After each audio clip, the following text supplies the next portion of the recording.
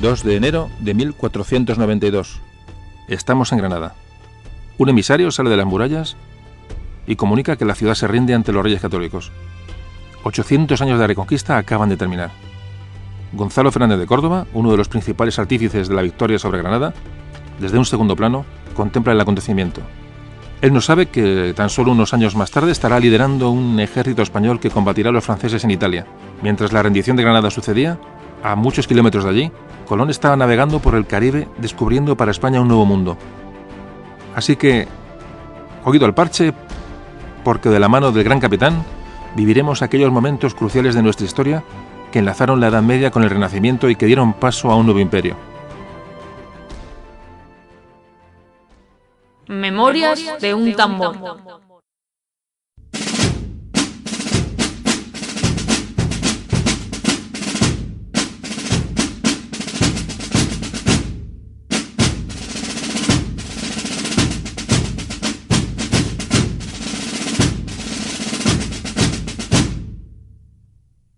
Hola amigos, ¿qué tal? Hoy toca hablar del gran capitán, de Gonzalo Fernández de Córdoba, para encuadrar pues este paso de la Edad Media al Renacimiento. Bueno, pues como siempre vamos a hablar un poquito de lo que pasaba en España en aquella época. Estamos hablando de finales del XV, principios del XVI. Bueno, pues sobre todo en Castilla, que es donde se produce toda la miga política de ese momento. Desde 1454 reinaba en Castilla el rey Enrique IV, que era hijo de Juan II y de María de Aragón.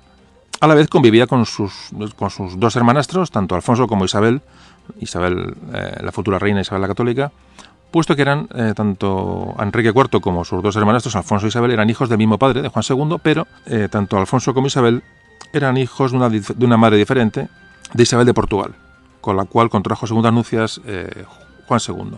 Bueno, pues Enrique IV era un rey, vamos a dejarlo, de una personalidad peculiar. Estaba casado con Juana de Portugal, con la que tuvo una hija.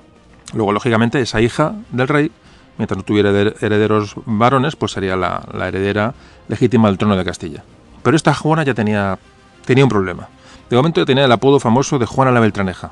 Gran parte de la nobleza opositora a Enrique IV, pues aducía que esta hija era una hija ilegítima, que era hija de su valido, de su hombre de confianza, don Beltrán de la Cueva, y de ahí viene el apodo de la Beltraneja. Esta nobleza, que está en contra de Enrique IV, quiere destituir al rey, y lo que van a hacer es coronar rey a Alfonso. No reconocen a Enrique IV, y estos nobles, apoyados por el arzobispo de Toledo, aduciendo, como antes comentaba, pues una incompetencia del rey para gobernar, puesto que su hija decían que no era suya, le acusaban de homosexualidad, le acusaban de ser una persona con poca capacidad de gobierno. Lo que hacen es no reconocer al rey Enrique IV y reconocer a Alfonso como rey de Castilla. Bueno, pues Alfonso, este chaval, era un crío, llegó a reinar 3 años paralelo al reinado de Enrique IV. Había una corte que le reconocía a él como rey. Realmente hubiera sido, la historia no le ha reconocido así, pero hubiera sido Alfonso XII. Bueno, durante estos 3 años tuvo una corte en Arévalo, y bueno, lo que pasa es que este conflicto civil, ya se crea un conflicto evidentemente entre las dos facciones, entre la que apoya a Enrique IV y la que apoya a Alfonso. Lo que ocurre es que Alfonso muere muy joven, no se sabe si envenenado, no se sabe, realmente no se sabe, pero muere en 1468.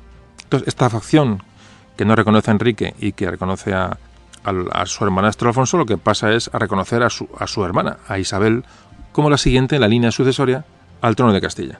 Bueno, pues el conflicto es grave. Y entonces lo que se producen son los famosos pactos de Guisando. ¿Qué ocurre en los pactos de Guisando? Bueno, pues que el Papa envía a un nuncio como mediador, porque ve que la cosa se está yendo de las manos, y en 1468 se acuerda que Isabel sea la heredera al trono de Castilla, es decir, se la nombra princesa de Asturias. Enrique IV renuncia a que su hija Juana la Beltraneja sea la heredera al trono y reconoce como heredera al trono a la princesa de Asturias, a la que será Isabel la Católica. Bueno, pues se reconoce a Isabel como heredera al trono, pero hay una condición, y es que se ha de casar con Alfonso de Portugal. Entonces se la llevan a Ocaña, custodiada por el marqués de Villena. ¿Qué es lo que ocurre? Isabel, evidentemente, de una gran personalidad, pues dice que no se casa con Alfonso de Portugal ni de broma, y lo que hace es fugarse de Ocaña. Ya tiene pactada una boda con Fernando de Aragón, con Fernando el Católico. Esa boda se producirá en 1469. Hay que decir, y la historia, me imagino que la conocéis, que Isabel y Fernando eran primos. si os acordáis del capítulo que hablábamos en la de Embajada Tarmolán, creo que era este capítulo en que hablábamos del compromiso de Caspe. ¿Os acordáis que un heredero, un infante de Castilla, empezó a gobernar en Aragón? Bueno, pues de esa rama aragonesa de Trastámaras va Fernando el Católico e Isabel va por su rama castellana de los Trastámaras, con lo cual eran primos. Se medio consigue una bula que parece que no es muy verdadera, en fin, se hace un poquito de chanchullo, parece ser, para que esa boda sea legal. ¿Esto que va a provocar? Bueno, pues que Enrique IV, que dice que la pactan guisando, que le ha pactado la renuncia al trono de su hija, pero lo que ha hecho Isabel no es legal, eso de casarse con Fernando de Aragón, y que él dice que los pactos de guisando no lo reconoce. Y vuelve a nombrar heredera de Castilla a su hija Juana, a Juana la Beltraneja. Bueno, pues esto va a producir una guerra civil. En 1474 muere Enrique IV, y al día siguiente, no espera más, Isabel la Católica, Isabel I de Castilla, la que será Isabel I, se proclama reina en Segovia. No esperó ni un día. Tenía las ideas muy claras. Pues aquí nos encontramos con el conflicto. Un conflicto que va a asolar Castilla durante estos últimos años del siglo XV. Evidentemente, Juana la Beltraneja, la nueva Beltraneja para reconocerla.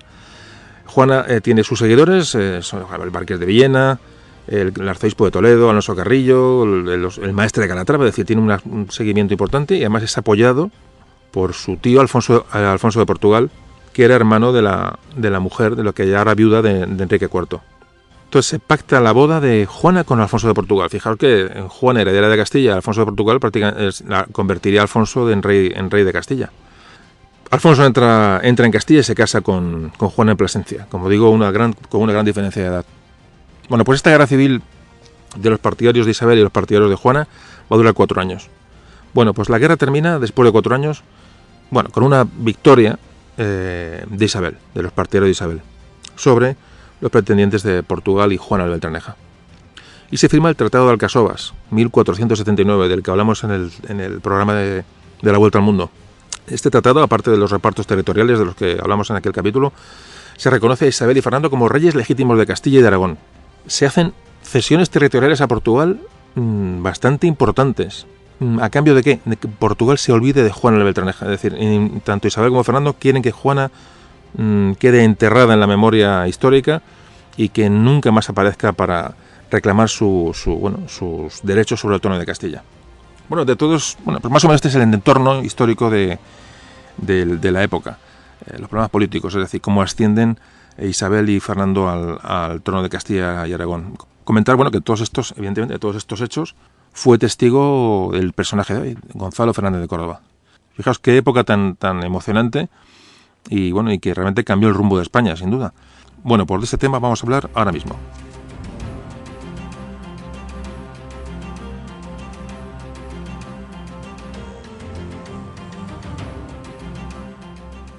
Gonzalo Fernández de Córdoba. Nació en Montilla, en Córdoba, en 1453. Su familia era de buena cuna, su familia era una familia que provenía de Galicia, y según fue avanzando la Reconquista, pues fueron avanzando hacia zonas más meridionales de la península. Su padre era Pedro Fernández de Aguilar, que era el señor de la Casa de Aguilar, la Casa de Aguilar que era prácticamente un virrey. Era alcalde mayor de Córdoba, y su madre era Elvira de Herrera, que era nieta de un almirante de Castilla, es decir, la creme de la creme. Lo que ocurre es que su padre murió cuando él tenía 2 años, era un niño, y entonces de su educación se encargó un caballero, un tal Pablo Cárcamo, que ejerció como segundo padre de Gonzalo. ¿Qué es lo que va a ocurrir? Pues que Gonzalo tenía un hermano mayor, un hermano que era el primogénito y era sobre el que iba a recaer toda la fortuna y toda la responsabilidad de ese cargo familiar que ostentaba. Esto va a provocar que Gonzalo Fernández de Córdoba, por decirlo de una manera sencilla, va a quedar como un segundón en la familia. Gonzalo recibió una buenísima educación, hablaba árabe, fue instruido en el manejo de las armas, como era normal en la época, parece que un chaval era ya bastante diestro en el manejo de las armas.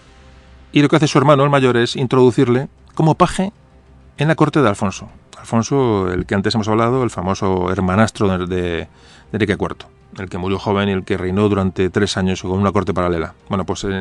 Mientras todo esto ocurría, estaba a su servicio Gonzalo Fernández de Córdoba. Fijaos, como antes decíamos, lo que este personaje vivió durante su estancia en la corte y todos los momentos complicados de Castilla.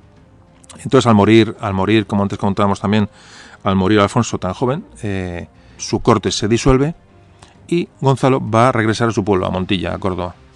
Regresa a Córdoba, donde se había firmado un pacto de no agresión entre dos familias prácticamente que estaban condenadas a no entenderse, que eran su casa, la casa de Aguilar, y la casa de Cabra. Unas pugnas terroríficas que llegan al borde de la guerra.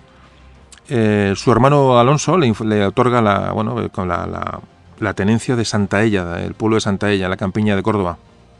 Y llegamos a 1474, Gonzalo tiene 21 años y contrae su primer matrimonio con su prima Isabel de Sotomayor. Aquí Gonzalo va a estar detenido porque hay varias versiones sobre el tema, ¿vale? Pero en estas pugnas entre el conde de Cabra y la familia Aguilar, los Cabra y los Aguilar, van a llegar a hechos bélicos realmente, y en una de estos problemas lo que va a ocurrir es que el conde de Cabra va a detener a Gonzalo y lo va a tener como rehén. Hay dos versiones, como antes decía. Una que está de rehén de la casa de Cabra, y otra que son los propios reyes católicos los que, ante abusos de la casa de Aguilar, tienen, digamos, a Gonzalo como rehén para que repongan una serie de tierras, una serie de historias. Es decir, que hay una serie de dudas aquí, pero el caso es que Gonzalo Fernández de Córdoba estuvo detenido y fue rehén del conde de Cabra hasta que se le dejó la libertad. Bueno, realmente tampoco tiene mucha importancia. Lo que sí es cierto es que cuando se le libera, por una causa u otra, en 1476, va a ir otra vez a la corte de Castilla. Él había estado con Alfonso, pero había conocido a Isabel, evidentemente, como era su hermana, es decir, tiene ya relación con Isabel, y va a buscar un refugio, va a buscar un futuro en la corte de Castilla, donde ya reinaban Isabel y Fernando en plena guerra civil, como decimos, contra Portugal y contra esos nobles que apoyaban a Juana la Beltraneja. Aquí ya empieza a destacar realmente como un estupendo guerrero, una persona culta, una persona que se pegó mucho a Fernando el Católico, aprendió mucho de él. No hay que olvidar que Gonzalo Fernández de Córdoba y Fernando el Católico eran primos, sus abuelas eran hermanas, y como decíamos, Gonzalo va a aprender mucho sobre todo de las tácticas políticas, de las estratagemas diplomáticas de Fernando. Bueno, pues la guerra civil se prolonga durante 5 años. En la batalla de la Albuera prácticamente es una batalla que decide esta guerra contra los portugueses y que acabará con el Tratado de Alcasovas, como decimos, con el final de la guerra y la rendición portuguesa y la renuncia de Portugal al trono de Castilla y al nombramiento de Juana la Beltraneja. En esta batalla ya destaca en el combate Gonzalo Fernández de Córdoba. Tenía 25 años.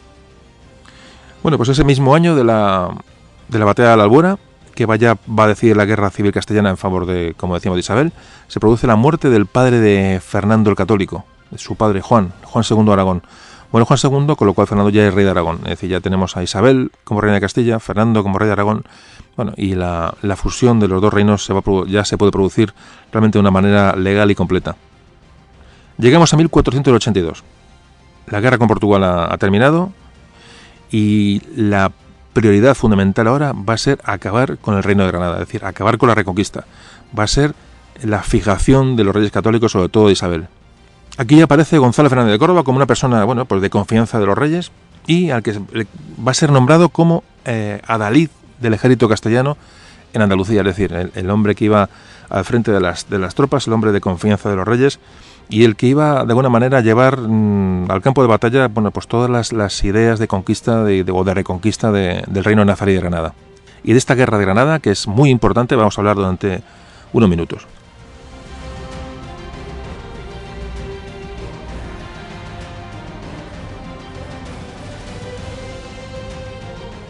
Pues sí, la guerra de Granada. Estamos en 1482. En Granada había una serie de intrigas en palacio, una serie de problemas internos enormes. Boabdil, el famoso Boabdil, apoyado por su madre y por los Abencerrajes, va a expulsar del trono de Granada a su padre, a Muley Hacén. Muley Hacén, el padre de Boabdil, lo que hace es buscar apoyo en su hermano para que le ayude a recuperar el trono de Granada. Su hermano es el famoso El Zagal, llamado El Zagal. Se llamaba Az-Zagal, que quería decir el valiente, los cristianos llamaban El Zagal. Bueno, pues entre el rey depuesto y su hermano comenzaron una guerra interna de la que los castellanos, Isabel, Fernando, estas disensiones internas acabarán por debilitar al reino de Granada. un año después de todo esto, en 1483, se produce una batalla en Lucena, en la cual se hace rehén a Boabdil. Ahí conoce Boabdil a Gonzalo Fernández de Córdoba. Parece ser que tiene, bueno, no vamos a decir una amistad, pero tiene un conocimiento mutuo, son dos personas cultas, dos personas que hablan, que se conocen, y ahí ya se le ocurre, no sabemos si a Gonzalo Fernández de Córdoba o a Fernando, el católico, uno de los dos desde luego, se le ocurre que, bueno, pues liberar a Boabdil. No les interesa tenerle preso, porque, pues, bueno, pues es soltarle para que entre otra vez en el avispero y siga creando ese clima de confusión y de rencilla interna en Granada que les facilitaría a los castellanos la entrada posterior. En 1485 muere Muley Hacén, el padre de Boabdil, el rey destronado, y de sus derechos se va a hacer cargo el zagal. Entonces el zagal se hace rey de Granada, está en el Alhambra, y Boabdil está, bueno, pues con sus huestes, con sus apoyos, está a la espera de poder caer sobre la Alhambra. Gonzalo Fernández de Córdoba se distingue grandemente en la guerra de Granada. Es premiado grandemente por los reyes, por todos los hechos de guerra que se van sucediendo. Boabdil llega un momento en que le llama porque quiere entrevistarse con él. Van al Albaicín, que es donde Boabdil tiene su pequeña corte, y le pide que le ayude a combatir a su tío, al zagal, que defendía en ese momento la Alhambra. Esto lo narra Hernán Pérez del Pulgar. De las poquitas narraciones, hay una obra que es breve parte de las hazañas del Gran Capitán, en la cual todos estos temas se tocan. Bueno, el caso es que Boabdil le pide a Fernández de Córdoba que le ayude contra su tío. Gonzalo automáticamente reúne un ejército de las fortalezas próximas y aprovecha el momento en que sale el zagal con su gente, con sus tropas, para atacarle en campo abierto. Y mientras Boabdil lo que va a hacer es aprovecha la ausencia de su tío, aprovecha la ausencia del zagal de la Alhambra y entra con su gente en la Alhambra. Un par de años después de todos estos sucesos, Gonzalo Fernández de Córdoba se casó en segundas nupcias con María de Manrique, hija de Fadrique Manrique. Ni os cuento quién era este Fadrique Manrique. Igual, o sea, evidentemente estamos hablando de la élite social de Castilla, de la Castilla en aquel momento. Sigue la guerra en la cual se producen sucesos ya muy importantes a favor de los reyes católicos y de Fernández de Córdoba. Cae la ciudad de Baza, cae la ciudad de Málaga, cae Almería. Es decir, caen los bastiones prácticamente de Granada, y lo que hace el zagal es ver que la cosa se está acabando y jura lealtad a los reyes católicos, dejando absolutamente aislado a Boabdil en la Alhambra. Es decir, queda ya Boabdil a merced de los reyes católicos y de una reconquista que está a punto de terminar. ¿Qué habían hecho los reyes católicos para salir de Granada, que era una ciudad bastante difícil de tomar? Lo que habían hecho es construir un campamento enfrente de la Alhambra. Le llamaron el campamento de Santa Fe. ¿Y qué es lo que hicieron? Pues no fue un campamento de tiendas de lona, sino que fue un campamento que se construyó en piedra. Es decir, imaginaos lo que es asediando un castillo, y el que está asediando no solamente te tiene cercado, sino que empieza a construir un castillo, empieza a construir en piedra alrededor tuyo. Es decir, la cuestión ya tenía visos de que aquello se acababa. Y este campamento de Santa Fe, que se empieza, como decimos, a construir ya en piedra, será una ciudad. En poco tiempo será una ciudad, la ciudad de Santa Fe, que hoy aún existe, en la cual se firmaron las famosas capitulaciones de Santa Fe, cuando Colón se fue a América, en una modesta casa real que se construyó en esta ciudad, lógicamente, porque era una ciudad pequeña y de reciente construcción, no tenía ningún lujo, en una pequeña casa que los reyes utilizaban para atender sus asuntos diplomáticos, fue donde se firmaron los acuerdos con Colón, las capitulaciones que se llamaban entonces, para que iniciara su viaje a América. La situación era insostenible para Boabdil y al final se rinde. Se envía a hablar con él, a parlamentar la rendición, a Gonzalo Fernández de Córdoba y Martín de Alarcón.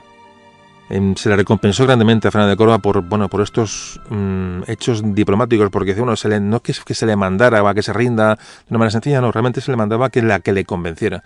Es decir, había un conocimiento mutuo de Boabdil y de Fernández de Córdoba, y Gonzalo de Córdoba tenía evidentemente un punto diplomático importante, una persona con bastante poder de convicción. Bueno, pues se rinde Granada, momento muy importante para la historia de España, muy importante. Se ha acabado esa larga reconquista. Y el Papa Inocencio VIII es cuando les concede el título de Reyes Católicos. Aquí es cuando realmente se llaman a Isabel y Fernando como Reyes Católicos.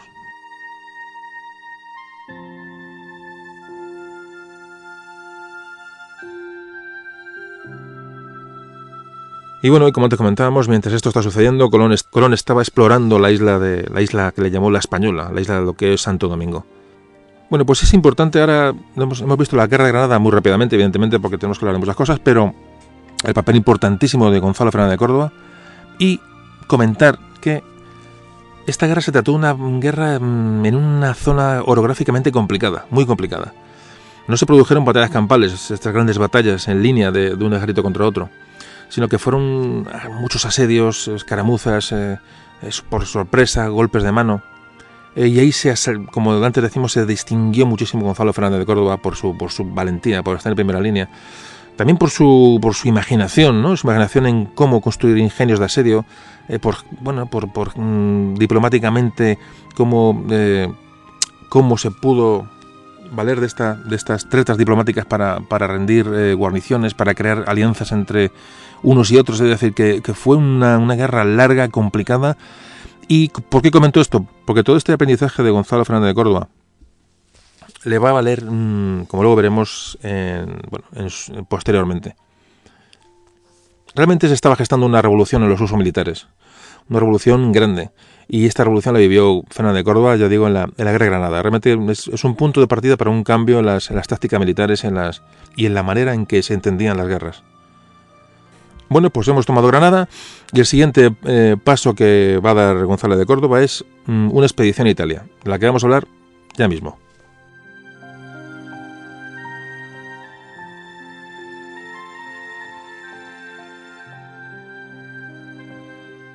Bueno, los reyes católicos realmente desde que empezaron a reinar tenían una idea de expansión al exterior enorme. Es decir, en Granada era un poco lo que iba a dar el pistoletazo de salida a una expansión de Castilla y Aragón. Comentábamos también, creo recordar en un programa anterior, cómo Portugal se había adelantado un poco al descubrimiento de rutas por los océanos, porque Castilla estaba ocupada en la guerra con Granada. Es decir, en Portugal nos sacaba ventaja por esto, porque nosotros teníamos que acabar con Granada antes de pensar en irnos a otro sitio. Y bueno, los reyes católicos lo tienen muy claro. En el momento que en Granada cae, los acontecimientos se precipitan. Por ejemplo, se acaba de conquistar las Islas Canarias, por ejemplo, en el 1496. La expedición de América se potencia. ¿Y cuál es el objetivo ahora mismo? Pues Italia. ¿Y cuál era el rival allí? Pues el rey de Francia, Carlos VIII, el cual estaba empeñado en ocupar el reino de Nápoles. Un reino de Nápoles que estaba en la órbita de la corona de Aragón. Me recuerdo que Aragón haya tenido... el reino de Aragón se ha expandido por todo el Mediterráneo, había llegado hasta incluso a zonas en la actual Grecia.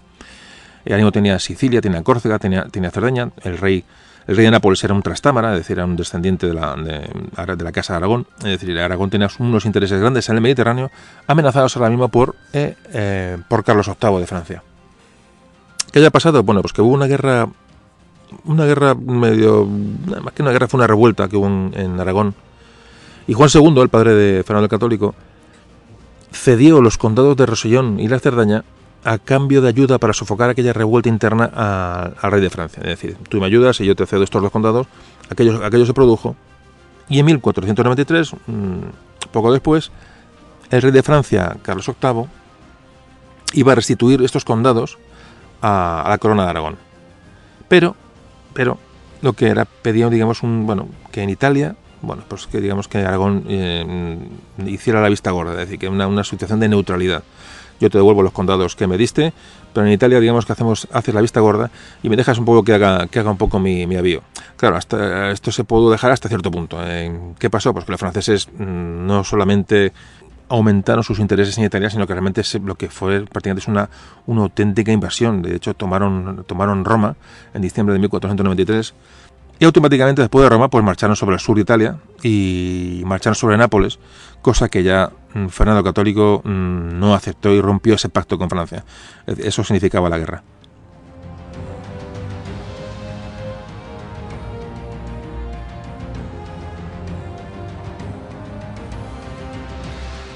Bueno, ¿y qué pasó en esta guerra? Pues el rey de Nápoles era Fernando I de Nápoles, como decimos, era un trastámara de la Casa de Aragón. Algunos italianos que estaban en la corte de Francia, algunos exiliados italianos que estaban alrededor del rey Carlos VIII, pues le animaron a intervenir en Italia. Había unos conflictos internos grandes. Y lo que hizo fue Carlos VIII, como en estos casos suele hacer, reivindicar unos derechos de sangre sobre Nápoles. Muy remotamente decía que su abuela María de Anjou tenía derechos sobre Nápoles. En fin, siempre hay que agarrarse a algo. Y lo que hizo fue quitarse a sus enemigos de ese momento, que eran Austria e Inglaterra. Les hizo una serie de concesiones para no tener enemigos en otro sitio y lanzar todo su ejército sobre Nápoles. Más o menos se calcula que unos 30.000 soldados franceses entraron en Italia en agosto de 1494. Y el destino era Nápoles y acabar con la influencia aragonesa, acabar con la influencia española en el sur de Italia. Los reyes católicos que vieron este tema, tenían miedo a que este ataque a Nápoles pudiera luego contagiarse a Sicilia, a las islas de alrededor. Y hicieron, diplomáticamente se movieron mucho con el Papa, con el rey francés. Intentaron pactar, intentaron que la guerra no llegara a producirse, pero fue absolutamente inútil. Durante estos intentos de evitar la guerra, parece que el rey de Nápoles, que ahora era Alfonso II de Nápoles, era primo de Fernando el Católico, le pidió ayuda, pero no llegaron a un acuerdo. Y Alfonso, al verse copado, pues abdicó en su hijo. El hijo se llamaba Ferrante. Ferrante iba a gobernar en Nápoles en el momento que se producen todos estos hechos. Estamos ahora en el año 1495. Carlos VIII ya había invadido Nápoles. No había habido manera de pararle en ese Nápoles bajo la órbita aragonesa. Hay que decir que en este año 95 Colón ya estaba metido en su segundo viaje. Lo que pasa es que aún ni se atisbaba, ¿no?, el potencial que tenía el continente que se iba a descubrir. Las tropas francesas de Carlos VIII entran en Nápoles. El rey de Nápoles huye y se refugia en Sicilia, donde vuelve a pedir ayuda a Fernando, que es su tío, Fernando el Católico. Y en este momento ya Fernando accede a las peticiones de su sobrino y se va a producir la ayuda española al reino de Nápoles. Así que automáticamente los reyes católicos, sobre todo Fernando, que es el que llevaba, aquí el mando, puesto que era una zona de influencia suya aragonesa, va a preparar un ejército para acudir en socorro de sus parientes de Nápoles, del sur de Italia. ¿Y a quién designa como jefe del ejército? Pues, como todos podéis imaginar, a Gonzalo Fernández de Córdoba. Se calcula que en Málaga se reúne el ejérito, son más o menos unos 6.000 hombres, unos 5.000 hombres de infantería y unos 1.000 de caballería, y embarcan, se dirigen hacia Cartagena y Alicante y embarcan hacia Sicilia, donde van a llegar a Mesina van a llegar el día 24 de mayo de 1495. En vez de dirigirse sobre la capital, sobre Nápoles, lo que hace es desembarcar un poquito más al sur, en la zona de Calabria. Calabria es, la zona, la punta de la bota de Italia, en el sur. Y lo que hace es, evita un poco atacar directamente a Nápoles y desembarque más al sur, pues para buscar un poquito de protección y buscar tiempo. La zona de Regio, cuya población era favorable al rey de Nápoles, por supuesto. Y la plaza parece que era una plaza con poca protección y eligió aquella zona para desembarcar. Curiosamente, en este mismo lugar fueron donde desembarcaron los aliados en 1943 durante la Segunda Guerra Mundial. Así que parece que Gonzalo Fernández de Córdoba se anticipó a este desembarco. Lleva una flota de 80 naves con tropas sicilianas que había reclutado en Sicilia, más los españoles que iban originalmente en la expedición. Carlos VIII, rey de Francia, detecta esta llegada de tropas españolas y lo que hace es, no quería quedar aislado en el sur, lo que hace es se dirige hacia el norte. Deja en el sur como virrey al duque de Montpensier y un ejército de unos 10.000 hombres, 6.000 hombres de infantería y 4.000 jinetes. Siempre la caballería francesa ha sido importante, ha basado su fuerza en la caballería. Pues lo que hace Gonzalo Fernández de Córdoba es empezar a reconquistar ciudades en poder de los franceses. Por supuesto, Regio cae Santa Ágata, cae Seminara. Es decir, una serie de ciudades de la zona de Calabria empiezan a ser recuperadas por el ejército español. El gobernador francés que había en Calabria, un tal Louvigny, con su ejército salió al encuentro de los españoles. El gran capitán no era partidario de plantear una batalla campal porque conocía la fuerza francesa y conocía lo que él llevaba. Parece que el rey de Nápoles que le acompaña le convence de que hay que presentar batalla, que hay que ir ganando terreno y presentan batalla los españoles y los sicilianos al ejército francés. Se va a producir la batalla de Seminara. Seguimos hablando de 1495. Pues la batalla de Seminara se perdió por la potente caballería francesa, la caballería pesada francesa, a la cual prácticamente no se le pudo hacer frente, y llevan también una serie de mercenarios suizos, que que Gonzalo Fernández de Córdoba con sus tropas españolas no pudo contener el ataque francés. Bueno, pues la batalla se pierde. Y además parece ser que hay una anécdota que alguien cuenta. Parece ser que durante la batalla Gonzalo Fernández de Córdoba intenta un movimiento, una maniobra envolvente sobre los franceses. Y esto es interpretado por los sicilianos como una huida. Es decir, hay un movimiento de tropas españolas hacia un flanco para rodear a los franceses, y esta gente dice, estos se van. Y lo que hacen es salir en desbandada. Con lo cual la batalla se pierde ya por completo. Bueno, es una anécdota que parece ser que sucedió. Tampoco, yo os digo, vamos a dejarlo ahí, vamos a dejarlo como posible. Bueno, pues el rey de Nápoles con su gente vuelve a Sicilia. Vuelve a Sicilia después de la derrota de la batalla de Seminara. Y Gonzalo Fernández de Córdoba se queda en Calabria, se queda en Italia, reestructura el ejército, lo reúne y realmente ha aprendido mucho de esta batalla. Se ha dado cuenta de los problemas que ha tenido, de los fallos que se han cometido, y se propone pues que esto no le vuelva a suceder. Gonzalo va automáticamente a aplicar sus conocimientos de la guerra de Granada, es decir, una guerra de idas y venidas, una guerra de no presentar combate porque sí, una guerra de asedios, una guerra de inteligente, una guerra con inferioridad numérica, y que él se planteó llevarla a cabo como veremos ahora cómo va a suceder.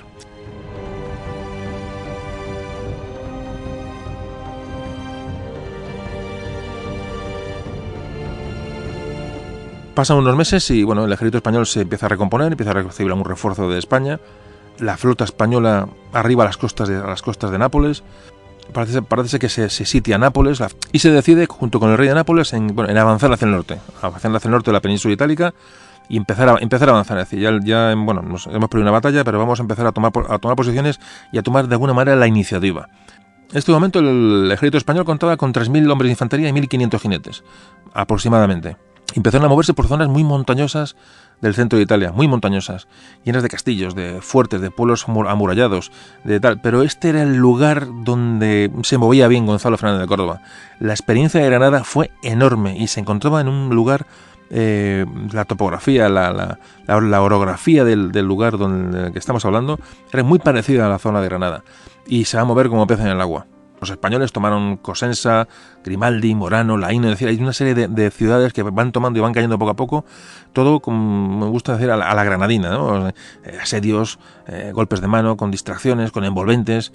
Además, cuando tomaba una ciudad y alguien no se rendía, ejemplarizaba bien a esa ciudad para que las demás corriera la voz y supieran que cuando llegaban los españoles tenían que rendirse, no podían ofrecer resistencia. Y de alguna manera ya estamos hablando de un embrión de un ejército profesional. Es decir, eran tropas que sabían lo que hacían. Estaban especializadas, estaban pagadas. No eran tropas que se reunían como el tipo medieval, que el señor llevaba sus mesnadas señoriales a la batalla y de todos dependían del señor. Aquí ya empezamos a un ejército pagado, un ejército que estaba organizado con pago. Con lo cual, pues la cosa cambia y mucho. Este es una de las evoluciones que se producen en esta época y que Fernández de Córdoba ya lleva a cabo. Aquí parece que es cuando ya, parece ser, tampoco está claro, que es cuando los italianos y los franceses, yo creo que más bien los italianos, le empiezan a llamar Gran Capitán. Digo esto porque en la historiografía nuestra cuentan que los franceses estaban asustados con el Gran Capitán y le pusieron el Gran Capitán. Bueno, yo creo que a ningún enemigo se le pone un sobrenombre, no creo. Pero bueno, el caso es que el nombre nace aquí. De italianos, de franceses o de quien fuera, se le empieza a llamar el Gran Capitán. El Gran Capitán porque era realmente alguien que sobresalía enormemente en sus dotes de mando, en sus dotes tácticas y sobre todo en su nueva manera de entender la guerra. Realmente empieza a destacar y se empieza a ganar este sobrenombre que le hará con el que pasará la historia.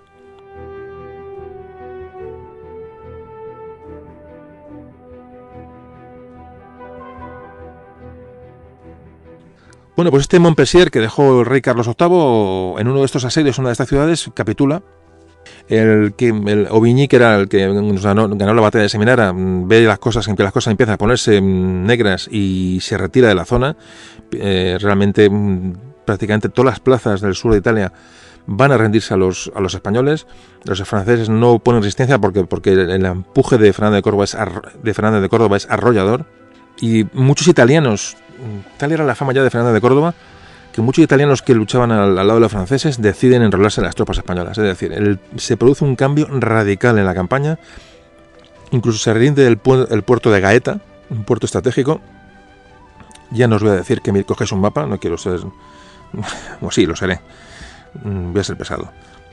Podéis coger un mapita de Italia y haceros una es más fácil. Haceros idea de un poquito del avance de España, ¿no? De los españoles desde lo que es Calabria, la zona sur de Italia, donde está Sicilia, donde está Messina, cómo desembarcan en Reggio Calabria, cómo van subiendo por las ciudades poquito a poco, hasta que llegan a Gaeta. Gaeta es un puerto que está al oeste de Italia, un puerto estratégico, que se rinde porque saben que no va a recibir ayuda de Francia para nada. Francia prácticamente ha abandonado las opciones que tenía en el sur de Italia y se entra en Nápoles, se recupera Nápoles, y el nuevo rey de Nápoles será Federico I, otro Trastámara, que es tío del rey Ferrante que murió en la campaña. Bueno, pues el reino de Nápoles queda libre, otra vez con su rey de origen aragonés, libre de franceses. Y por supuesto, a Fernández de Córdoba se le colma de absolutamente de todo. Se le dan posesiones en Nápoles, dinero, regalos, realmente estados, realmente. Y como última campaña de Fernández de Córdoba en esta incursión en Italia, van a recuperar el puerto romano de Ostia, el puerto que aún permanecía en el poder francés. Aquí González de Córdoba lo que hace es abrir una brecha en las murallas de la ciudad con artillería. Cosa que en unos días lo consiguió, y al final pues tiene unas estratagemas de asalto. Ya digo, no vamos a incidir mucho en el tema militar porque podemos hacerlo, pero sería alargarnos mucho. Pero las tácticas de Gonzalo Fernández de Córdoba son enormemente ingeniosas. Hay que pensar que ya contamos con nuevas armas, con la pólvora, el uso de la pólvora se ha extendido, el uso de la artillería es muy importante. La artillería va a cambiar el concepto de guerra ya. Estamos hablando de un paso, ya estamos hablando entre la franja de paso de Edad Media a Renacimiento. De hecho, ya los castillos ya no se van a construir igual. Los lienzos de las murallas no resisten los impactos de las balas de cañón con la pólvora. Se construyen de otra manera, muros más gruesos, muros más redondos, muros con ángulos para que el impacto no dé de plano sobre la muralla. Es decir, la artillería, la pólvora va a cambiar el concepto de la guerra, va a cambiar el concepto de las armas de la infantería, hablamos de los arcabuces. Y claro, si a esto lo sumamos con una persona con ingenio, una persona que sabe asimilar esos cambios de materiales, de armas, a las tácticas en el campo de batalla, pues el resultado es demoledor, y es lo que va a ocurrir con Gonzalo Fernández de Córdoba. Ya digo, esto unido a todo su aprendizaje que tuvo durante la guerra de Granada. Así que esta ciudad va a caer, parece ser que es tenía una serie de tácticas, ¿no?, de distracción sobre la muralla. Parecía que atacaba por un sitio y luego atacaba por otro, incluso se producían 3 ataques a la vez, y al final el que está defendiendo no sabía por qué lugar a la muralla era el ataque principal. Se hacían minas, se hacían excavaciones debajo de las murallas y se ponían carga de pólvora para derribar los muros.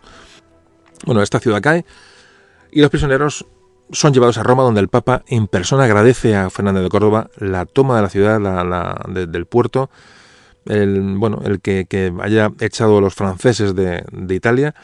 Se le nombra duque de Sant'Angelo, se le conceden más ciudades. El Papa se deshace con Fernández de Córdoba, y al final, en 1498, los reyes tanto de España como de Francia firman la paz, y Gonzalo pues regresa con sus tropas a España, pues como un auténtico héroe.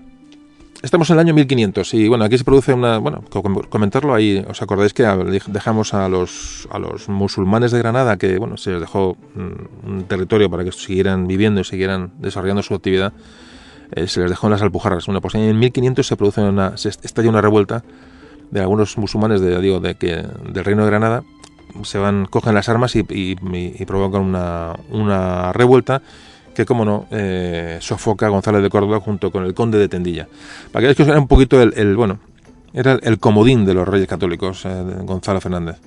Bueno, pues estamos ahora en año 1500, como decimos, y el rey de Francia ya no era Carlos VIII, era Luis XII. Y Luis XII sigue teniendo en la cabeza Nápoles. A pesar de haber firmado la paz con España, se firmó el Tratado de Granada en 1500. Los roces entre españoles y franceses eran continuos a costa de Italia. Pues en previsión de esta amenaza francesa, lo que hace Fernando el Católico es volver a enviar en el año 1500 al gran capitán a Italia, con un ejército, en previsión de una agresión francesa. El 5 de junio de 1500 sale desde el puerto de Málaga este ejército de Fernández de Córdoba. Esta vez llevará otros más o menos 6-7.000 hombres, esta vez con mucha infantería y poca caballería. Como de 5.500 infantes y unos 500 jinetes, no más es decir, hay una gran proporción de infantería en este ejército, Y acompañan al gran capitán personajes como Diego de Mendoza, Diego García de Paredes. Si alguien quiere investigar sobre...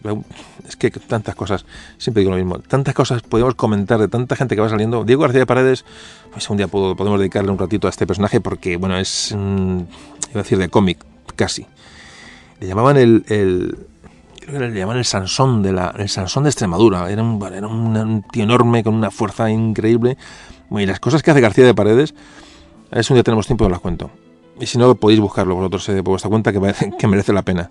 Iba con esta gente, con Gonzalo Fernández de Córdoba, iba Gonzalo Pizarro, que era padre del conquistador de Perú, era el padre de Pizarro que conquistó Perú. Iba Antonio de Leiva, el que ganó la batalla de Pavía. Buah, casi nada lo que iba con... Claro, ¿qué es lo que con esto queremos decir? Yo no me gusta hacer los temas de biografías porque no me gusta centrar en un personaje, bueno, pues tanta historia, tanto, bueno, no sé, no me gusta que un personaje se lleve todos los hechos. Fernández de Córdoba, me da igual sea Pizarro, sea Magallanes, Elcano, es decir, no me gusta porque realmente son gente muy valiosa, pero los que van detrás son incluso mejores que los jefes. Y aquí ocurre eso. Fijaos, toda esta gente que hemos nombrado son auténticos pesos pesados del arte militar, del arte de la diplomacia, de gente echada para adelante como no podéis ni imaginar. Claro, si Gonzalo Fernández de Córdoba, que es una persona inteligente, entrenada, lista, con sabiduría, con tal, se rodea de esta serie de personajes, realmente estamos hablando de que es una generación irrepetible. Y entonces no hace falta mucho más. Fernando Católico sabe a quién manda a Italia para repeler a un ejército francés que probablemente sería muy superior en número, Y entonces ya digo, como... he hecho este pequeño inciso porque también hay que un poco situarse de quién estamos hablando, ¿no? No solamente números de jinetes, infantes, sino qué gente acompañaba, qué tipo de gente acompañaba a Fernández de Córdoba. Y como te decíamos, era un ejército muy instruido en la guerra de Granada, gente que venía ya con una inercia, ya no ellos, sino sus antepasados de reconquista, de una guerra muy difícil contra los moros, muy difícil. No eran como las guerras que se libraban en Europa, más caballerescas, más de choque de caballería. La guerra de reconquista fue muy dura y eso marcó a muchísimas generaciones. Y el resultado de estos grandes españoles que fueron a Italia es resultado de esto, resultado de una reconquista, de una guerra de Granada que les produjo muchísimas bajas y muchísimo esfuerzo. La guerra de Granada fue durísima, a pesar de lo que hemos contado, lo hemos pasado muy por encima.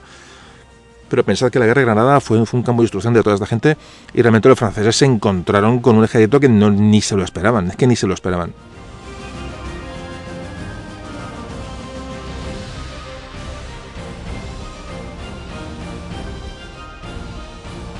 Ya perdieron la primera campaña en Italia, y dijeron, esto nos han pillado de sorpresa, pero la segunda vez no va a ocurrir.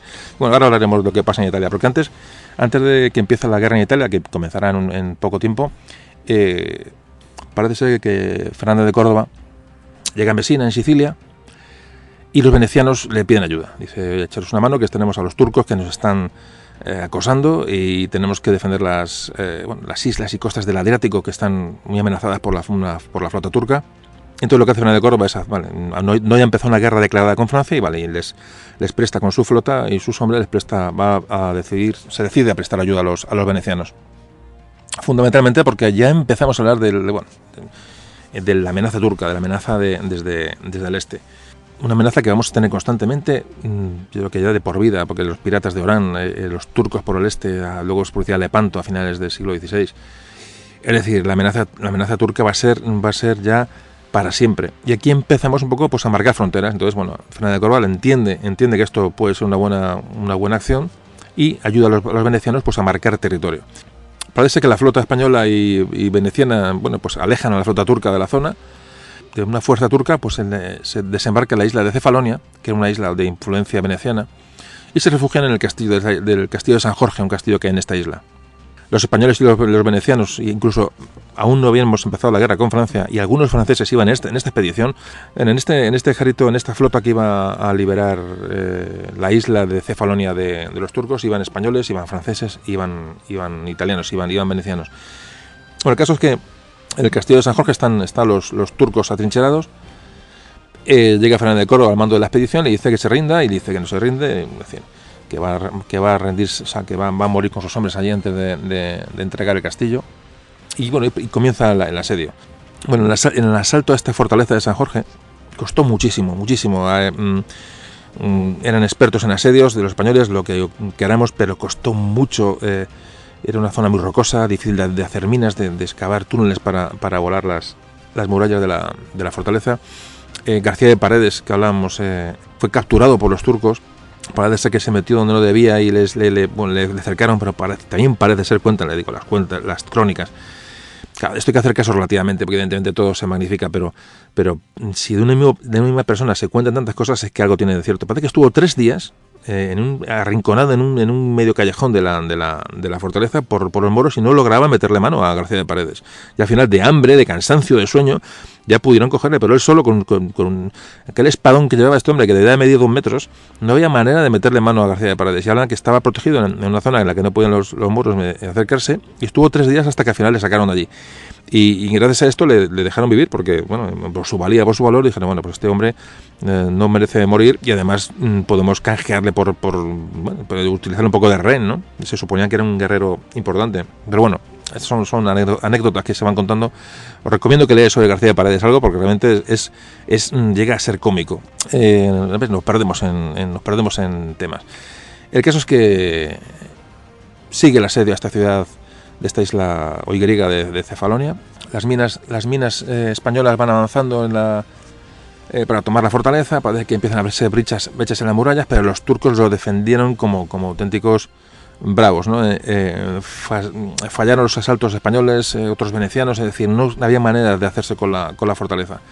Llevaban 50 días de asedio y aquello no caía. Y al final, prácticamente ya por cansancio, hay un asalto general.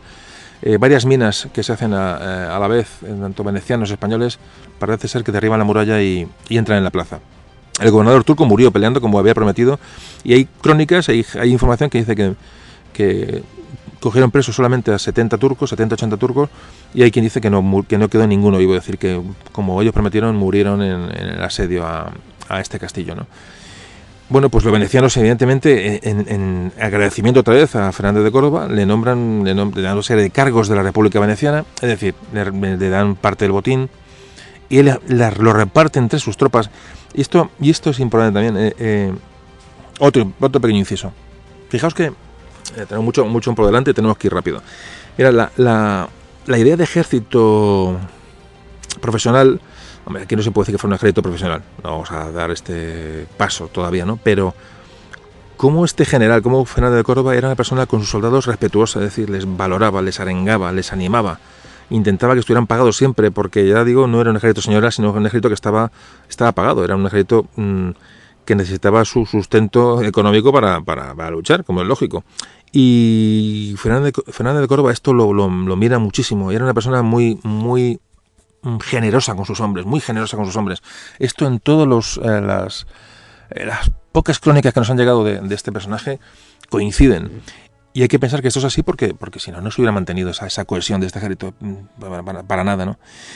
Bueno, pues estos pequeños comentarios me vienen a la colación del cambio de mentalidad, ya digo, de la Edad Media al Renacimiento. Esto no es Renacimiento, el Renacimiento ya era más tarde, sobre todo en España.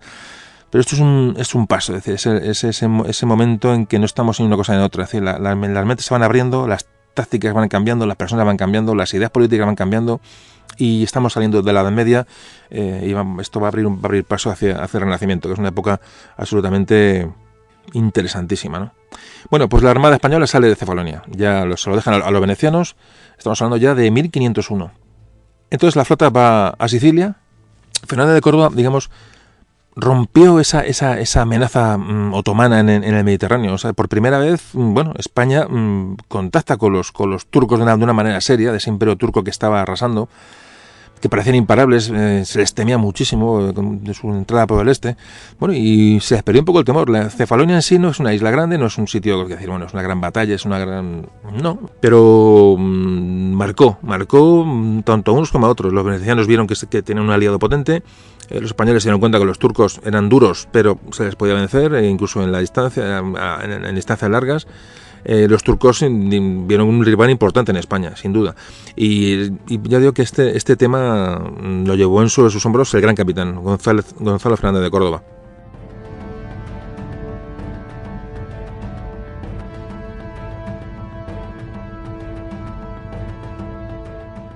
Bueno, pues estamos en Italia otra vez.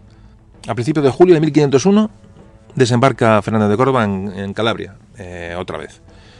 Llevará, ya digo, más o menos esos 6.000 hombres que hemos comentado antes. Desembarca en Calabria, bueno, pues en previsión de lo que ya era ya prácticamente una guerra anunciada y casi ya hecha.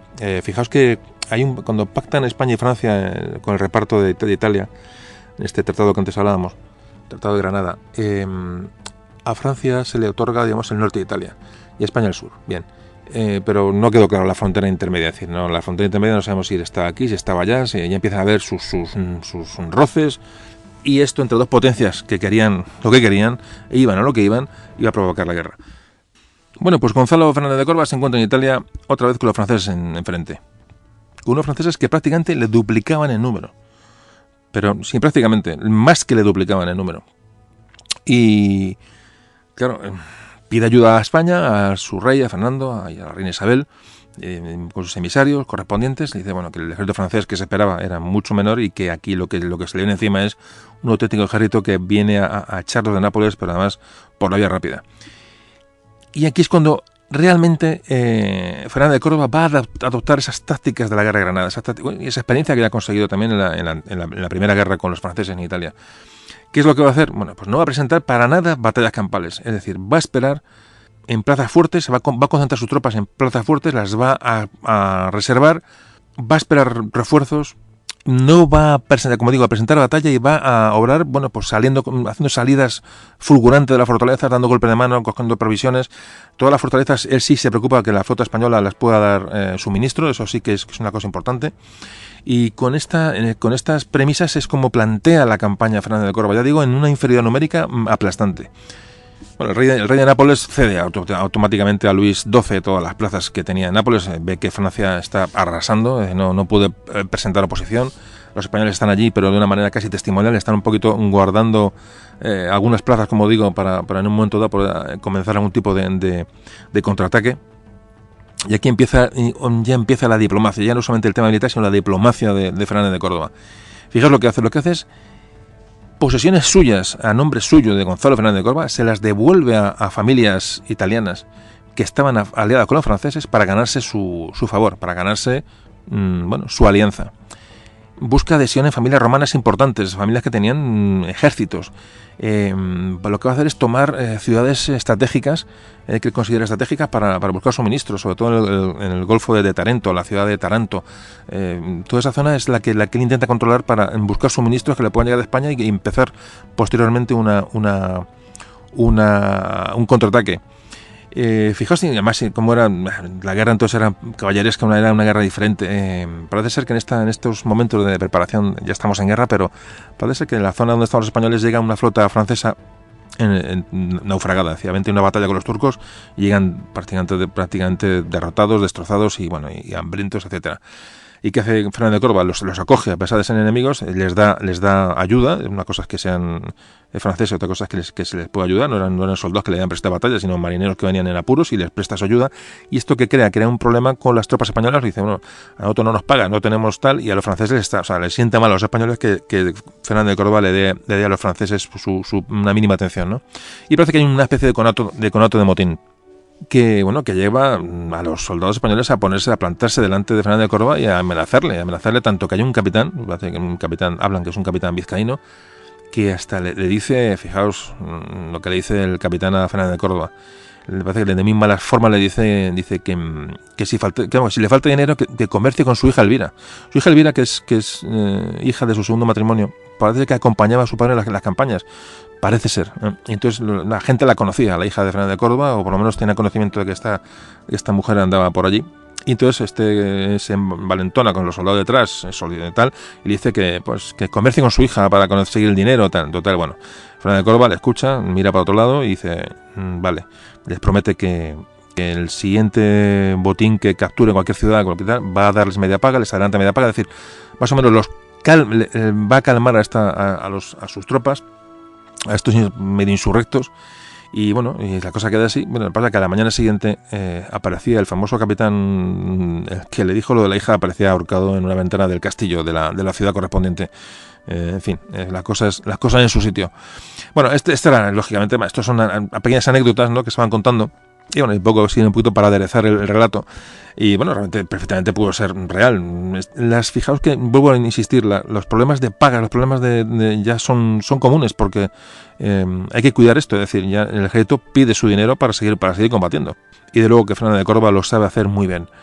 Bueno, nos encontramos ya en que los franceses se acercan al sur y van a acosar a los españoles. Fijaos que el duque de Nemours, es que el mando francés que mandaba el ejército, lógicamente francés, parece que tenía unos 15.000 hombres. Y los españoles tenían, como antes hemos dicho, unos 6.000. O sea, de 15 a 6.000, la verdad que la proporción es bastante comprometida.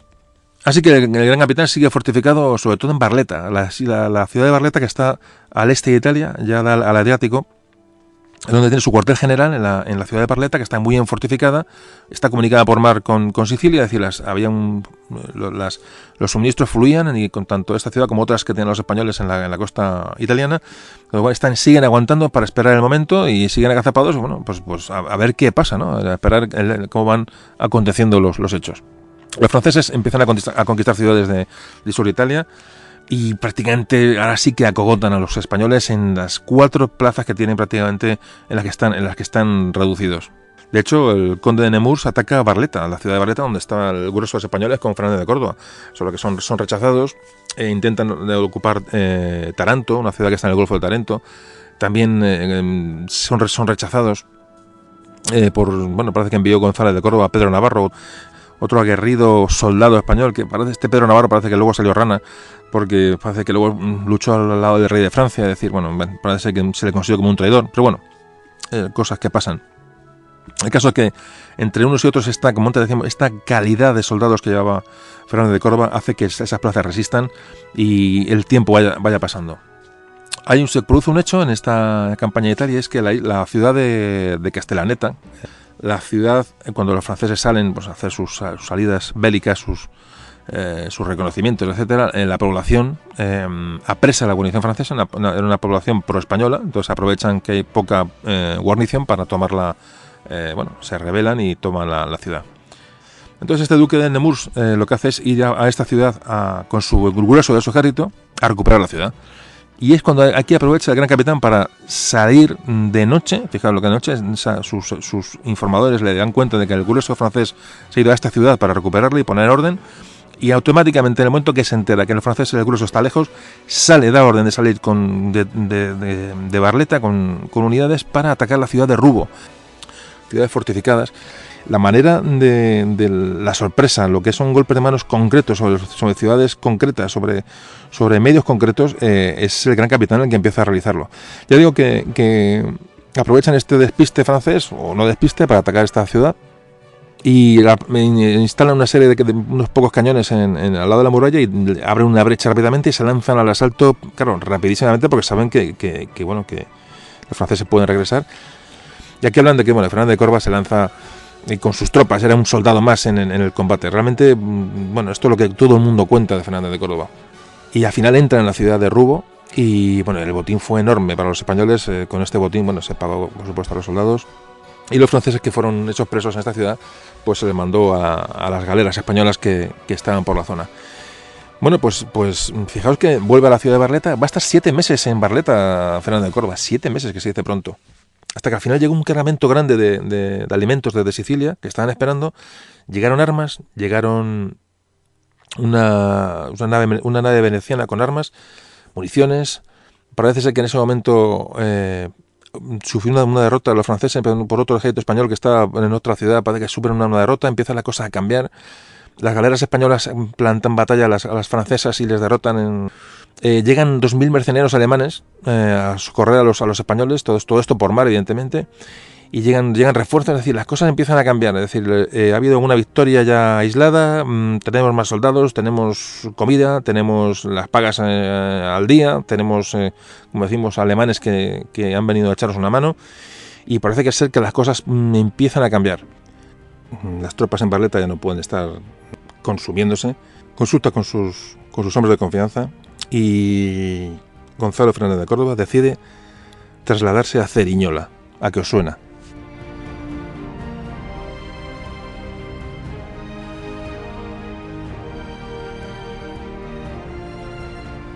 Bueno, por fin Gonzalo Fernández de Córdoba decide salir de su ciudad de donde está refugiado, y los movimientos tienen que ser rápidos. Él se ve ahora con una fuerza importante, cree que es el momento de empezar a maniobrar, y tiene que ir rápidamente allí para establecer una posición defensiva y plantar batalla al ejército francés, que sabe que se le va a echar encima en cuanto detecte que ha salido de su ciudad amurallada. ¿Qué es lo que hace? Bueno, pues para ir más rápido asigna a la gente de caballería, a los caballeros, les asigna un infante para que monte en la grupa de su caballo. Esto estaba muy mal visto, pero es él el primero que da ejemplo, y sube un soldado en la grupa de su caballo, da ejemplo y empieza, claro, el traslado de las tropas es mucho más rápido, para llegar a Ceriñola lo antes posible y establecer una posición defensiva lo suficientemente con garantías para hacer frente a los franceses.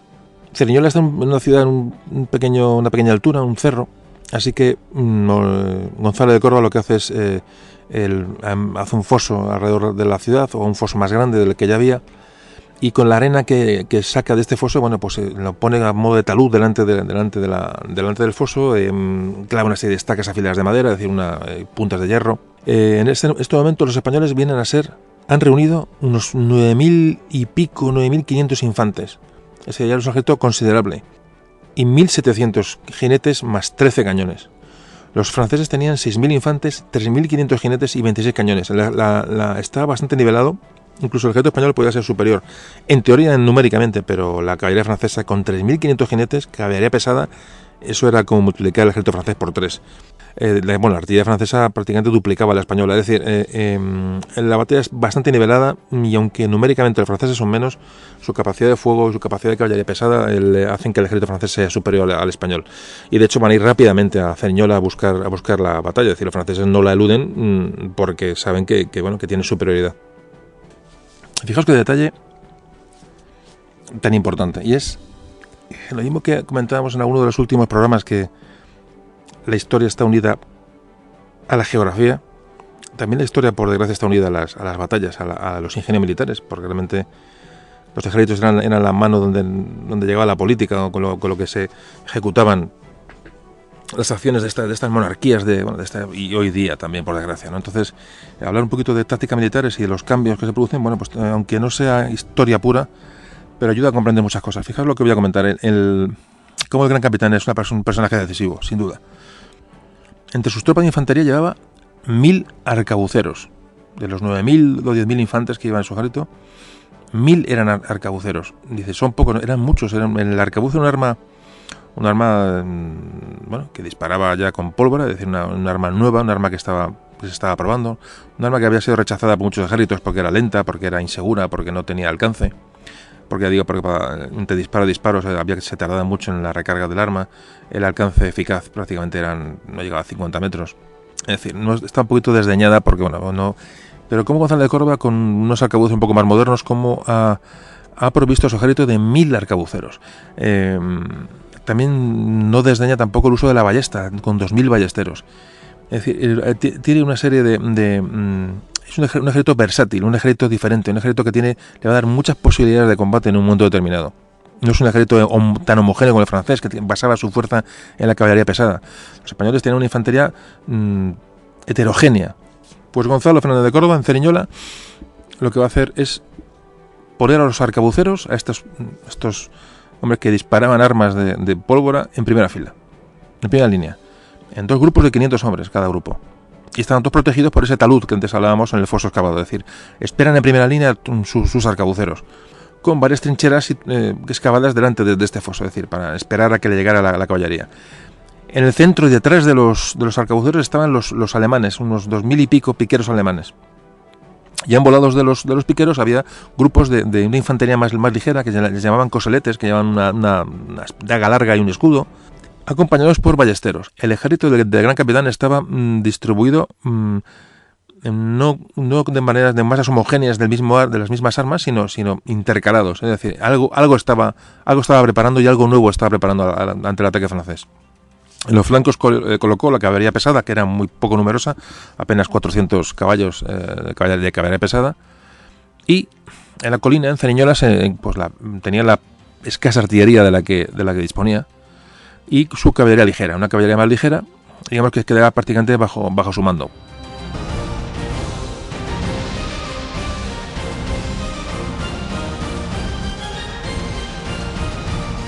Así que bueno, nos encontramos en el campo de batalla de Cerignola. Fernando de Córdoba ha llegado con tiempo para preparar su ejército, ha trinchado a sus soldados con empalizadas, en fosos, le ha dado tiempo para poner estacas. Su artillería estaba situada en la parte alta, es decir, la rapidez en el traslado desde la ciudad de Barletta hasta Cerignola ha sido clave para coger su ventaja en el terreno. Y bueno, efectivamente, rápidamente los franceses aparecen en el frente. El duque de Nemours, el jefe francés, se pone él al mando de la propia caballería pesada. Fijaos la confianza que tenían en esta fuerza, ¿no? Que realmente era potentísima. Tras ellos, tras esta caballería, estaban unos 3.000 piqueros suizos. Inmediatamente después, otros 3.000 hombres de infantería que eran fundamentalmente gascones, y colocaron su artillería presta para disparar a las posiciones españolas, que tenían entre 25 y 30 cañones. Prácticamente duplicaban en la artillería a la española. ¿Qué hace Fernando de Córdoba? Bueno, pues parece que con su caballería poca pesada que tenía y alguna ligera, lo que hace es parece que simula un ataque sobre un flanco francés. Parece que se simula una pequeña escaramuza con la idea de provocar el ataque francés, y esto no tarda en llegar. La caballería española se replega sobre sus líneas, tiene algunas bajas, pero se repliegan sobre sus líneas, y los franceses comienzan el ataque y lanzan a toda la caballería francesa de golpe contra las líneas españolas. Pero así, sin pensarlo, es decir, con la seguridad que les daba esas cargas de esos caballos pesados, con esos jinetes con coraza, que prácticamente hacían un caballo que prácticamente arrollaban todo lo que se ponía por medio. Y al llegar a las trincheras españolas, se encuentra con esa pequeña porción de arcabuceros que estaban escondidos, cubiertos por esos agujeros que excavaron que excavaron previamente, y abren fuego automáticamente, igual que la artillería española, abren fuego a la vez sobre la caballería francesa. Claro, el efecto sorpresa existe, pero lo que hacen en vez de replegarse los franceses, lo que hacen es buscar un lugar débil de la línea española para atacar. Es decir, bueno, aquí hay arcabuces, en algún sitio no los habrá, pero había arcabuces en toda la línea. Es decir, no contaban con esa nueva arma, un arma que aunque tardaba en recargarse, un impacto de una bala cercana, porque evidentemente los caballos se acercaban bastante a las posiciones españolas, los impactos eran certeros. Intentan, una vez que ven que no pueden entrar por el centro, empiezan a correr hacia el flanco derecho español, empiezan a desplazarse buscando un lugar por donde cargar y atacar la línea española, pero no encuentran ningún sitio. Tanto no encuentran ningún sitio que empiezan a caer, los arcabuceros empiezan a disparar a los franceses, y las bajas son horribles. De hecho, el mismo duque de Nemours, el jefe francés, es alcanzado por 3 disparos de arcabuz y muere en la batalla. Claro, el ejército francés ve aquello y lo que hace es lanzar de golpe a todas las reservas que tenían contra los españoles. Es decir, ven la batalla complicada, la carga de caballería ha fracasado inesperadamente, porque no esperaban que esas armas de pólvora tuvieran ese efecto demoledor sobre los caballeros. Y lanzan el ejército francés prácticamente a bloque todo lo que le quedaba de reserva sobre las posiciones españolas, sobre estos fosos que defendían los famosos arcabuceros de Gonzalo Fernández de Córdoba. Y aquí se produce un hecho complicado para los españoles. Parece ser que en plena batalla estalla lo que es los depósitos de pólvora españoles que estaban para la batalla, para nutrir la artillería. Por un accidente estallan y nos quedamos sin artillería. Es decir, la pólvora se consume estalla, aquello se pierde y nos quedamos sin artillería, un hecho que también está constatado y que pudo complicar mucho la batalla.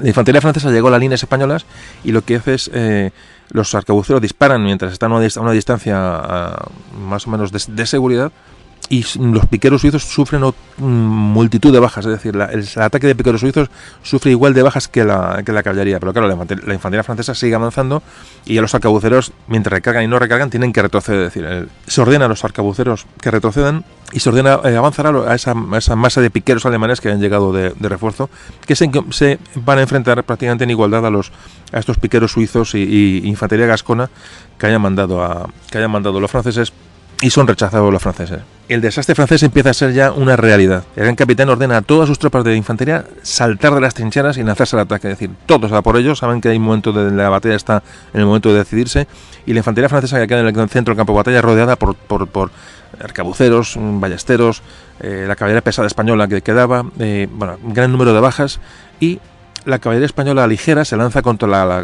caballería ligera francesa, que viendo lo que está pasando vuelven en grupas y huyen del campo de batalla.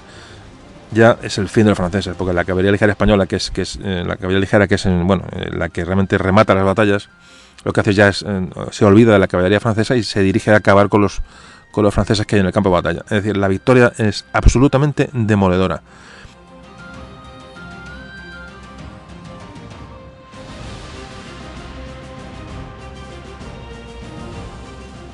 Se calcula que las bajas francesas fueron unas 4.500 prisioneros. Y perdieron todos los bagajes, la artillería, armamento, lógicamente. Mientras que los españoles sufrieron unas 200 bajas. Es decir, imaginaos la jornada tan provechosa que fue para Gonzalo Fernández de Córdoba y para los intereses de la corona española en Italia. Y todo esto fue en apenas una hora. O sea, es lo que a todo el mundo choca cuando se habla de la batalla de Cerignola, esta gran batalla de Cerignola que es una de las batallas más importantes de la historia de España. Duró apenas una hora. O sea, fue visto y no visto. O sea, muy al modo de Granada, como me gusta decir. Es decir, son hechos como muy puntuales. Es decir, aquí te pilla que te mato. Es decir, las tácticas son rápidas, no se puede dudar. Es decir, tienes una idea y la ejecutas tal y como la tienes en la cabeza. Esto fue lo que hizo Fernández de Córdoba. Bueno, ¿qué pasó tras la batalla de Cerignola? Corre como la pólvora. Es decir, un ejército español que prácticamente no tiene posibilidades, que estaban arrinconados y prácticamente escondidos en ciudades, salen y baten a los franceses, provoca que muchas provincias y muchas ciudades italianas se rindan ante los españoles. Es decir, ya, si están en poder francés, si no se rinden, se pasan al bando español. Es decir, saben que el bando ganador dónde está y empiezan a caer ciudades. Pasa hasta en Nápoles. En Nápoles, cuando el ejército de Fernández de Córdoba se acerca a la ciudad, la gente, se rebela, muchos huyen, es decir, se entregan al ejército español, no hay duda, se entregan y, estamos hablando de mayo de 1503, y Gonzalo Fernández de Córdoba entra en la ciudad de Nápoles victorioso. Parece ser que, paralelo a estos acontecimientos de Cerignola, hay otro ejército castellano que en Calabria derrota a un ejército francés en Seminara otra vez, y la cosa empieza a tomar ya otro cariz. Lo único que ocurre es que los franceses en Nápoles se refugian en la ciudad de Nápoles, no venden cara su derrota y se refugian en los castillos en Castelnuovo, en Castillo Nuevo y en el Castillo de Ovo, dos castillos que hay en Nápoles, en la capital de Nápoles. Así que Fernández de Córdoba se decide acabar con este tema y ordena a Pedro Navarro, el famoso Pedro Navarro que antes hemos hablado, que era un experto en minas, en asedios, que dijimos que luego se pasó a servir al rey de Francia. Lo que se hace es un asalto que es épico también en la historia española. El ataque de los españoles contra los castillos, contra los franceses, los castillos de Nápoles, son auténticamente de manual. Cómo hacen las minas, cómo causan bajas entre los españoles. Estos asedios son complicados. Y al final caen los castillos en Nápoles. Los actos de heroísmo en estas batallas son enormes y después de unos ataques tremendos los españoles caen los dos castillos, tanto el de Castelnuovo como el de Castillo de Ovo, los dos en Nápoles. Nápoles ha caído absolutamente, el ejército francés está absolutamente destruido. Solo queda la ciudad de Gaeta, puerto estratégico, en donde se han refugiado los restos del ejército francés con gente de Nápoles, con italianos que apoyaban a los franceses. El sitio de Gaeta duró una semana, se bombardeó la ciudad, las murallas, y al final esta ciudad no se pudo tomar porque llegó una flota francesa con refuerzos. Parece ser que se anunciaba que los refuerzos franceses por tierra estaban llegando al sur de Italia otra vez y los españoles se replegaron ya a ver qué pasaba. ¿Y qué pasaba? Pues que Luis XII de Francia hizo el último intento por ganar la guerra. Creó 3 frentes en los Pirineos, mandó 2 ejércitos para distraer a las tropas españolas, es decir, que no pudieron mandar refuerzos a Italia, mientras que otro tercer ejército entró por Francia, por la zona del Milanesado, más 2 flotas que se acercaron por la zona para también intimidar a los españoles y dar soporte a este ejército que bajaba desde el norte, en un intento por recuperar lo perdido. Es decir, no se podían creer que con esa superioridad con la que habían contado durante toda la campaña, los españoles hubieran batido en aquella batalla de Cerignola que desde luego ha pasado a la historia, sin duda. Pues los españoles se encuentran ahora mismo con que han tenido una batalla decisiva en Cerignola, han aguantado el tipo, pero ahora se encuentran con que los franceses vuelven hacia el sur con un ejército muy numeroso. Estamos en 1503, estamos en el invierno de 1503 y las lluvias, lo que es las condiciones meteorológicas frenan un poco el avance francés y hay barro, hay frío y pues, en Italia es para esos ejércitos que no eran muy grandes, hay grandes extensiones que cubrir, es decir, que la ofensiva francesa se sigue produciendo, pero el invierno digamos que la va a ralentizar. Y volvemos a la táctica de Fernando de Córdoba de aislarse en ciudades fortificadas. Es decir, era pesado, debería ser muy pesado combatir contra este hombre. Es decir, vale, yo os he ganado, pero ahora me vuelvo a refugiar en ciudades y ahora si quieres me vienes a buscar. O sea, no presentaron batalla, salvo cuando le convenía. Es decir, el sentido, y vuelvo a repetir, el sentido de la guerra, de las tácticas o de la estrategia, mejor dicho, ha cambiado por completo. Es decir, este hombre ya no es ese sentido caballeresco de que no huir está mal visto. No. Yo me repliego porque me interesa. Si tengo que montar 3 tíos en un caballo, los monto para que lleguen más antes a un sitio. El uso de los arcabuceros, el riesgo que toma evidentemente usando los arcabuceros, que era un arma que realmente nadie confiaba en ella. Sí, se usaba, pero no era una cosa maravillosa, como la gente que le rodea, como antes comentábamos, esos grandes hombres que rodearon a Fernando de Córdoba. Basa mucho, esa cadena de mando es sólida, como los soldados son, como repetimos, son soldados especializados. Bueno, pues volvemos al tema. Los españoles ocupan plazas y ciudades en todo el centro de Italia. Fijaos que llegan a ocupar Montecassino. Fijaos lo que fue luego Montecassino durante la Guerra Mundial. Bueno, pues el castillo de Montecassino está ocupado por los españoles, que digamos la frontera española, la línea española está en Montecassino. Bueno, los franceses sitian ciudades alrededor de Montecassino, hay una serie también de idas y venidas, y al final los españoles tienen que retroceder, abandonan esta línea avanzada y retroceden un poquito más hacia el sur, buscando la protección, porque no pueden parar esa masa de hombres franceses. El ejército es muy superior, y lo que tienen que hacer es retroceder hacia el sur y busca la línea defensiva Gonzalo de Córdoba en el río Garigliano. Es Garigliano, que pasaría a la historia como Garellano. Ahí pone su línea defensiva los españoles y esperan que el invierno, pues no deje pasar a los franceses más al sur de este río, que está un poquito más al sur de la ciudad de Gaeta, la famosa ciudad de Gaeta, que estratégicamente es crucial. Entonces los franceses tienen que cruzar ese río para batir a los españoles y buscar la espalda, y los españoles tienen que resistir en este río como sea, porque saben que si son sobrepasados, todas las victorias anteriores no van a valer absolutamente para nada. Bueno, pues estamos ante la batalla de Garellano, o del río Garigliano. Otra batalla importante, si Fernando de Córdoba se distingue por batallas, es evidentemente la de Cerignola y la de Garellano.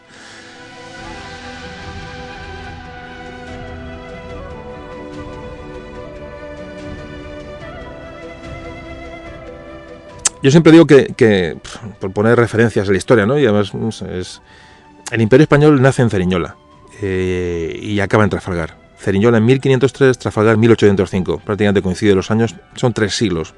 Tiene un principio y un fin el Imperio Español, como toda la vida. Me gusta poner referencias en fechas, ¿no? Para un poco entender la historia, y yo pienso que Cerignola y Trafalgar marcan principio y fin del Imperio Español. Bueno, pues estamos en el principio del Imperio Español, como veis, y nos acercamos a la también decisiva batalla de Garellano. La batalla de Garellano, es decir, es una línea española que defiende el río. Los franceses intentan tender un puente al otro lado del río Garellano, es decir, en el momento que sobrepasan el río no hay prácticamente defensa. La zona francesa era mucho mejor para vivir, es decir, había más aldeas, más ciudades, más campos en los que las tropas sobrevivir. Y entonces, ahí también se habla que cuál es la misión de Fernando de Córdoba y su gente, ¿no? Y sus hombres de confianza. Elevar la moral de la tropa al máximo, es decir, les hacen tomar conciencia que hay que resistir allí como sea, que ese río si aguantan ahí puede ser que lleguen más refuerzos, la misma táctica que ha seguido siempre. Conciencia a las tropas de la resistencia, y tienen que aguantar como sea si quieren salvar el pellejo, y realmente lo consigue que haya una cohesión de los soldados españoles ante un ejército francés otra vez superior. La artillería francesa pues empieza a barrer las posiciones españolas antes de intentar atacar el río al otro lado. Hay cantidad de casos de heroísmo de españoles en estos momentos previos a lo que es la batalla de Garellano en sí, o ya estamos en la batalla de Garellano realmente, o que estamos ya en combates por cruzar el río. Ya digo que no vamos a pararnos en ellos, pero hay casos de auténtico heroísmo por parte de los españoles, y me imagino también por parte de los franceses, como no, solo que no los conocemos, o en este caso nos interesan los nuestros. Y el ejército, hay que decir que el ejército francés estaba mandado por el marqués de Saluzzo. Era un italiano al servicio de Francia, tenía prácticamente, era un militar con experiencia. Y bueno, el caso es que estamos en el Gariano luchando, los franceses han tirado un puente con barcas e intentan pasar al otro lado, buscar una cabeza de puente para, digamos, cruzarlo y batir a los españoles en el otro lado, pero se lucha a brazo partido porque el río no se cruce.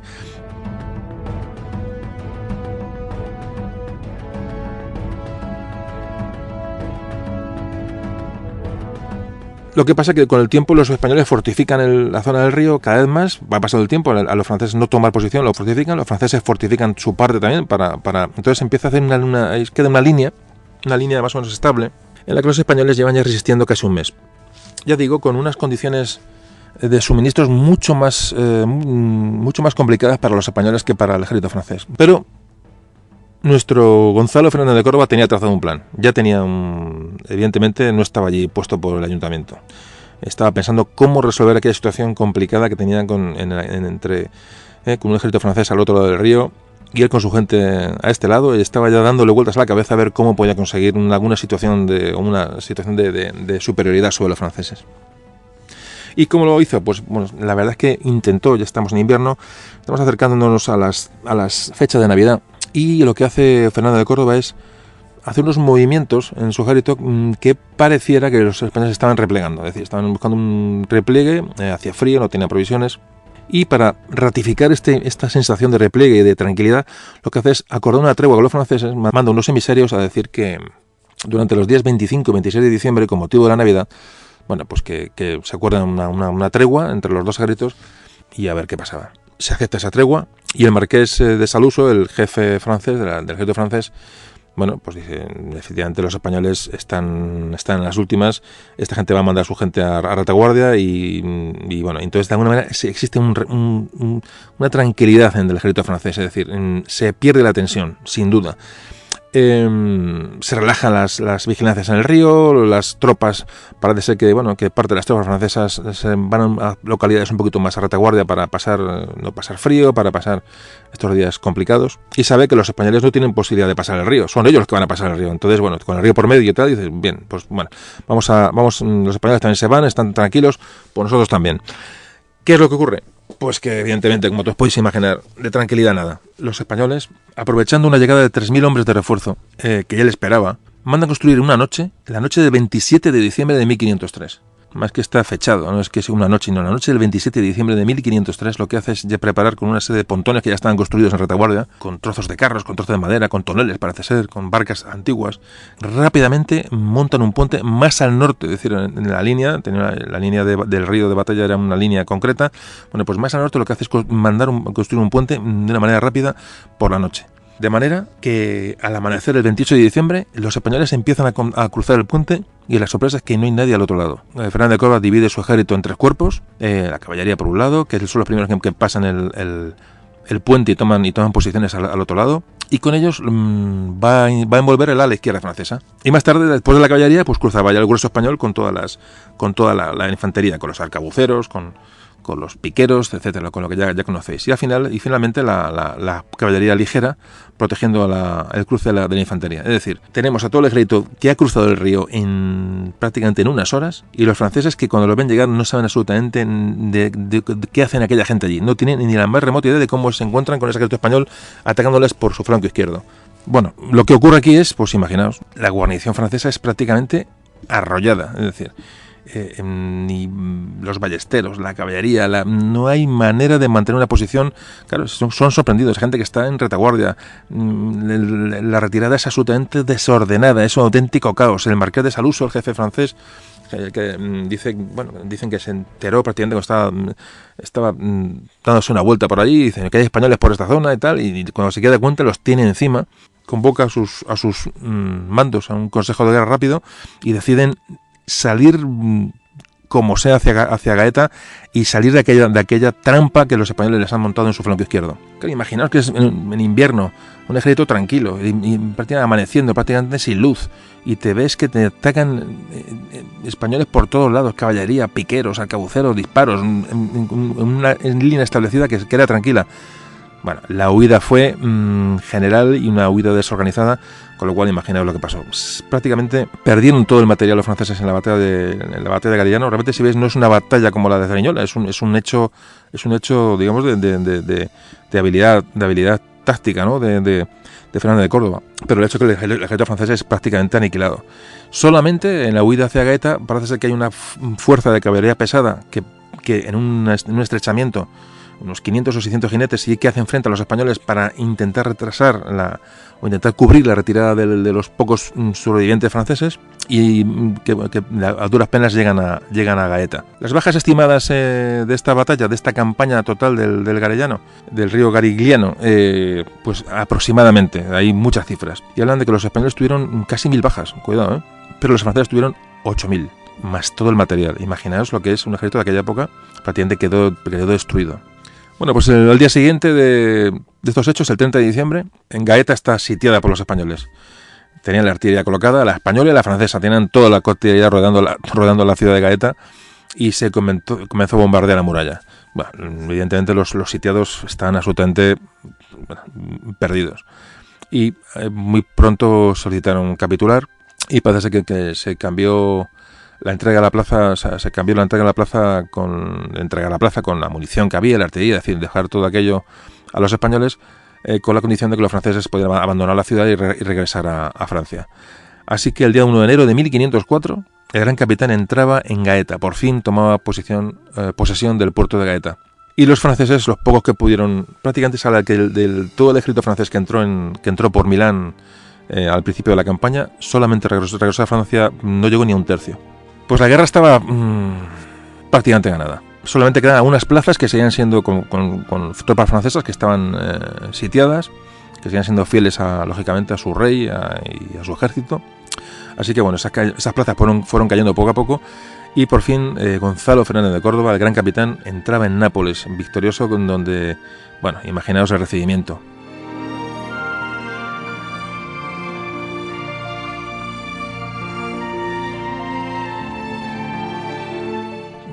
Si se les había dado territorios, ahora se le daban más dinero, rentas, pensiones, todo lo que podéis imaginar, a él y a su gente, ¿no? El caso es que se firmó el Pacto de León, que reunió a Fernando el Católico y Luis XII de Francia, por el cual se reconocía la soberanía de España, sobre la soberanía de Castilla y Aragón sobre el reino italiano de Nápoles. La guerra había terminado por completo. Y el problema, aunque luego la guerra de Italia siguió, Italia ha sido un conflicto que prácticamente que durante siglos, como todos sabéis, alguna vez trataremos, porque la guerra luego siguió, evidentemente, como podéis imaginar. Esto no acabó aquí, pero por el momento, cuando a España le interesaba, en un momento de expansión, ¿no? Un momento que América estaba apareciendo, en el momento que era importante marcar territorio como potencia, ¿no?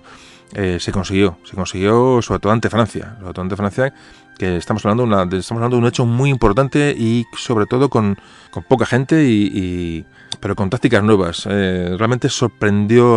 Los franceses quedan absolutamente sorprendidos con lo que pasó en Italia. Bueno, pues pasemos a otro capítulo. Vamos a ver un poco la relación. Bueno, el gran capitán es el gran capitán. Es decir, imaginaos lo que hemos contado y lo que hemos relatado. Lo importante que fue el gran capitán y su gente para consolidar el reino español, que acaba de terminar con la reconquista, y está empezando la conquista de América. Es todo metido en una bolsa. Realmente uno es cuando entiende un poco el momento clave que supone este principio del siglo XVI en España. Pues, ¿qué pasó con Fernando de Córdoba? Pues se le nombró virrey de Nápoles. La reina Isabel murió muy poquitos meses después del tratado de León. Y Fernando el Católico, pues imaginaos, ¿no? Fue un golpe duro para él, ¿no? La muerte de la reina. Y aquí empieza este tema tan debatido, ¿no? Estos celos, esta pugna entre el rey Fernando el Católico y Gonzalo Fernández de Córdoba. Fernando se da cuenta, del poder que está adquiriendo Fernando de Córdoba en Nápoles. No sabemos si es miedo por el poder, son celos. Realmente ya digo que no se sabe muy bien lo que ocurre, pero le causaba problemas personales. No sabemos, ya decimos por qué. El punto más alto de esta situación violenta o complicada entre Fernando el Católico y el gran capitán se produce en 1505. Aquí fijaos lo que ocurre. Se firma con Francia el Tratado de Blois. El Tratado de Blois lo que hace es que Fernando devuelve a la corona francesa las tierras napolitanas, las tierras que había expropiado Gonzalo Fernández de Córdoba a los príncipes de la Casa de Anjou. Es decir, una parte del territorio ganado por los españoles durante la campaña de Italia se lo devuelve a Francia. Un territorio que, por cierto, había repartido Gonzalo Fernández de Córdoba entre sus mandos, ¿no? Claro, aquí ya empieza el problema, pero ya no solamente eso, sino que en ese mismo año Fernando visita Nápoles acompañado de su nueva mujer. Es decir, enseguida se casó, una vez muerta Isabel la Católica, Fernando el Católico se casa con Germana de Foix. Germana de Foix, que es nada más y nada menos que la sobrina de Luis XII, es decir, la sobrina del rey de Francia.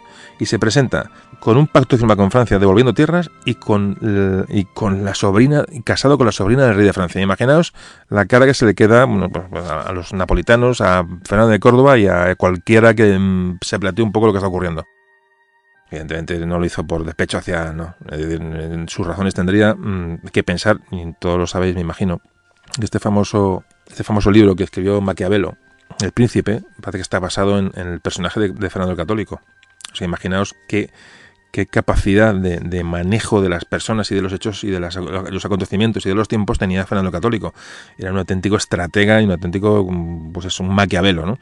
Todo esto tiene un porqué, pero el caso es que se presenta en Nápoles casado con la sobrina del rey de Francia y habiendo devuelto territorios. Aquí realmente, como os estoy contando, el gran capitán lo que hace es les sale a recibir cuando llega a Italia, llega por barco, y les sale a recibir con toda su flota, en fin, con todos los fastos que os podéis imaginar, bueno, para dejar claro al rey Fernando que él es su vasallo, que es fiel y que no tiene ningún problema con él, es más, y que le respeta. Pero claro, Fernando llega a Nápoles y se da cuenta de que la gente al que respetan es a Fernando de Córdoba y no a él. Es decir, que el cariño, que el afecto que tiene a Fernando de Córdoba nunca va a tenerlo él. Además es lógico, no creo que le extrañara. Así que en estas mismas fechas, fijaos, ya estamos... prácticamente todos los acontecimientos se precipitan todos muy rápido, es decir, la muerte de Isabel, los pactos, las batallas. Estamos en unos años, en un grupo de años...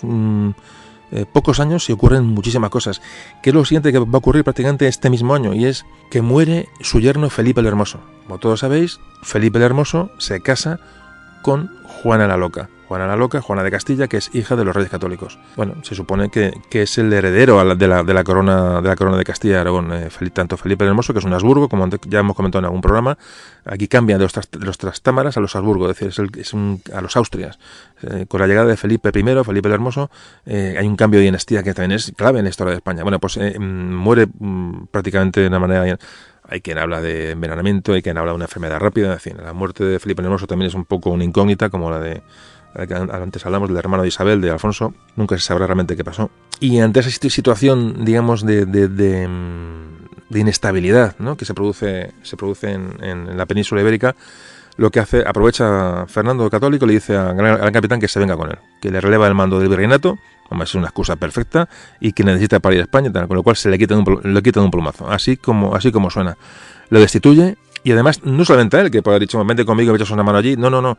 Es que se le destituye al gran capitán y todos sus hombres de confianza que habían luchado a su lado. Imaginaos el momento, claro, cómo aprovecha para quitárselo de en medio. Es por un poco la interpretación que le estamos dando, ¿no? Estamos hablando del año 1507. Llega a España y se acabó. Le tuvo apartado de cualquier actividad que se le pudiera ocurrir. Fijaos además cómo parece ser que esto al gran capitán, a Gonzalo Fernández de Córdoba, le duele muchísimo, porque además fijaos que son primos Fernando y él, son primos y prácticamente han vivido tantas vicisitudes juntos, ¿no?, con aquellas guerras civiles en Castilla, con Isabel, con estas luchas, ¿no?, con Enrique IV, con Juana la Beltraneja. O sea, realmente tienen que estar muy unidos y sin embargo hay ese enfrentamiento, ¿no?, larvado desde siempre, ¿no? Bueno, el caso es que parece ser que le prometió el rey Fernando le prometió a Gonzalo Fernández de Córdoba el ser maestre de la Orden de Santiago, que es un cargo un poco menos que casi rey, ¿no? Es el maestre de una orden, sobre todo como la de Santiago, bueno, ni os cuento. Parece ser que se lo juró. Al llegar a España se lo recordó el gran capitán al rey y dijo que no tenía por qué darle. O sea, es decir, que parece ser que hasta faltó un juramento el rey Fernando con respecto a este nombramiento de maestre de Santiago de Gonzalo.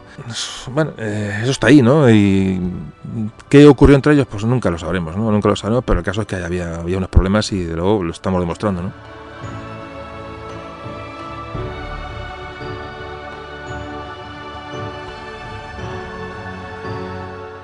Así que bueno, pues este gran capitán, después de todo lo que tenía encima, ya era mayor, ya tiene una edad, ya andaba, podía andar sobre los 60 años ya, cuando estamos hablando de estos hechos, es decir, 60 o 50 y muchos, ahora mismo, bueno, más o menos esa edad que podía tener el gran capitán, es decir, una persona mayor para lo que en esa época se podía esperar de un hombre. Se retiró a Loja, el monarca, o sea, el rey Fernando le concedió esa ciudad como suya, como para tenerla bajo su posesión, pues muy enfadado, muy decepcionado con el rey, evidentemente con tristeza.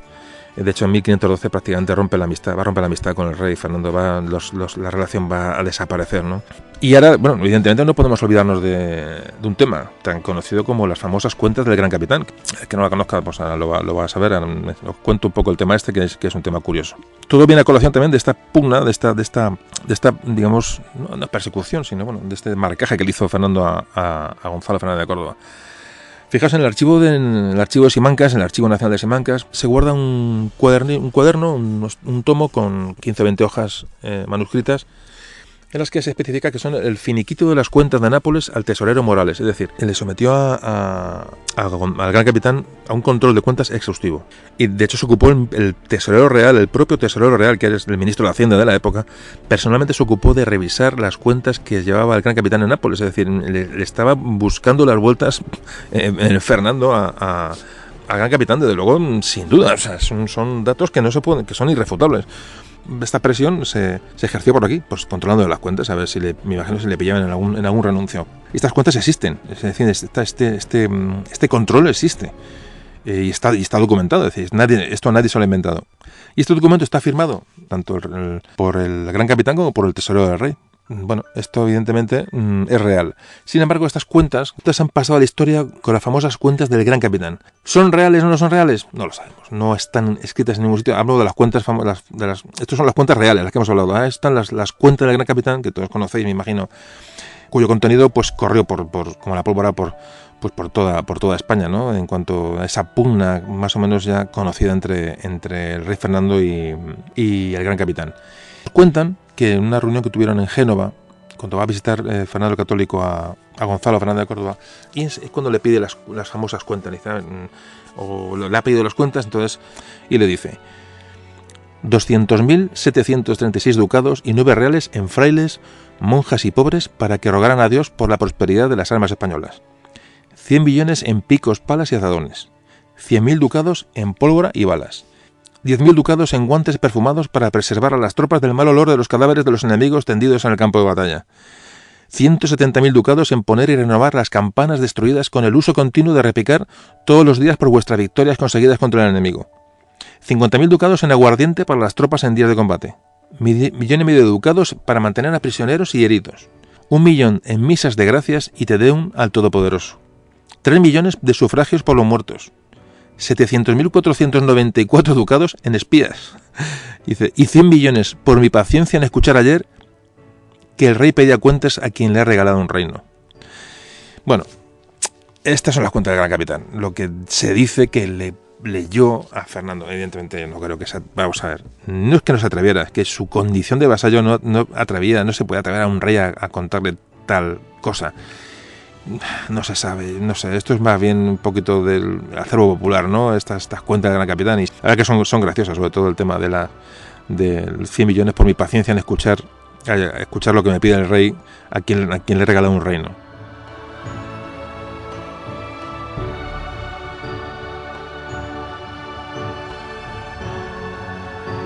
Bueno, pues esto puede ser parte de la leyenda que ensalza al Gran Capitán, sin duda, porque esto luego es que se escribió después. Hay que pensar que mueren prácticamente a la par. Muere el Gran Capitán y muere Fernando. Entonces, bueno, aprovechando estas muertes tan paralelas, pues a lo mejor alguien se puso a escribir estas cosas o a ensalzar la figura de Gonzalo. No sabemos, pero bueno, estas son las cuentas del Gran Capitán, que me imagino que todos ya conocíais, pero bueno, no podemos pasar sin hablar y sin leerlas. Gonzalo Fernández de Córdoba ya nunca más tomó directos de tropas, aunque el Papa le llamó algunas veces y los venecianos para que le echaran una mano. Pero no fue. Ya primero por edad, segundo porque estaba prácticamente... Bueno, el rey no le quería dejar salir de España. Tenía mucho miedo a que fuera a Nápoles y bueno, y pudiera mejor tomar el virreinato otra vez. Es decir, le tenía realmente vigilado. Incluso el cardenal Cisneros, fijaros, el cardenal Cisneros solicitó a sus servicios para una expedición que hizo a Orán para luchar contra los piratas berberiscos. Y aunque hizo preparativo de la expedición, le echó una mano, pero no llegó a embarcarse porque realmente estaba vetado. En 1511 parece que sí que le encarga preparar una expedición para ayudar a los italianos, porque han sufrido una derrota en Rávena ante los franceses. Y parece que sí que le pide que eche una mano y de hecho le ayuda, pero simplemente de una manera, en cuanto a la logística, ¿no?, de la expedición. Pero no partió ya más ni participó en ningún combate nunca más, Gonzalo Fernández de Córdoba. Y llegamos a 1515, en el que Gonzalo enferma de verdad. Parece que tiene unas fiebres que las tenía ya hacía mucho tiempo, no se las quitan de encima, a saber de qué origen podía tener aquello, pero que parece ser que estaba muy tocado físicamente. Ya la edad era alta para la época que estamos hablando, y parece que en 1515, en junio o julio, abandona Loja, esa ciudad donde estaba alojado, y se va a Granada. Y allí hace testamento. Él se ve que está en las últimas y redacta un testamento. Parece que el 30 de noviembre de 1515 es cuando redacta testamento, donde dice que se le incorpora a su identificación personal el título de Gran Capitán, quiere que conste, y que también pide que se le entierre en el monasterio de San Jerónimo, en Granada. El testamento lo firma el 1 de diciembre, y justo al día siguiente de firmar el testamento muere el Gran Capitán.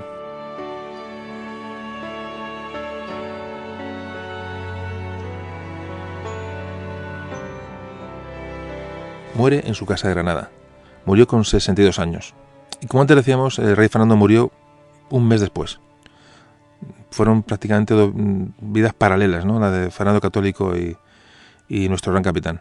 Y antes de llegar al epílogo del tema de hoy, de nuestro programa, un poco vamos a hacer un resumen de en qué influyó Gonzalo Fernández de Córdoba, ¿no?, en la historia de España, en qué pasó, qué interpretación se le puede dar, ¿no? Porque es que no me gusta dar opiniones personales, es lo que tengo muy claro en estas grabaciones, porque quiero que sean atemporales, es decir, que no haya opinión personal, sino que sea todo muy estrictamente cogido de bibliografía o de datos más o menos cotejados. Es la idea que tengo, que lo que os llega sea fiable. Es mi máximo objetivo. De verdad que quiero intentarlo y quiero conseguirlo, si no valdría de nada estar aquí delante de un micrófono.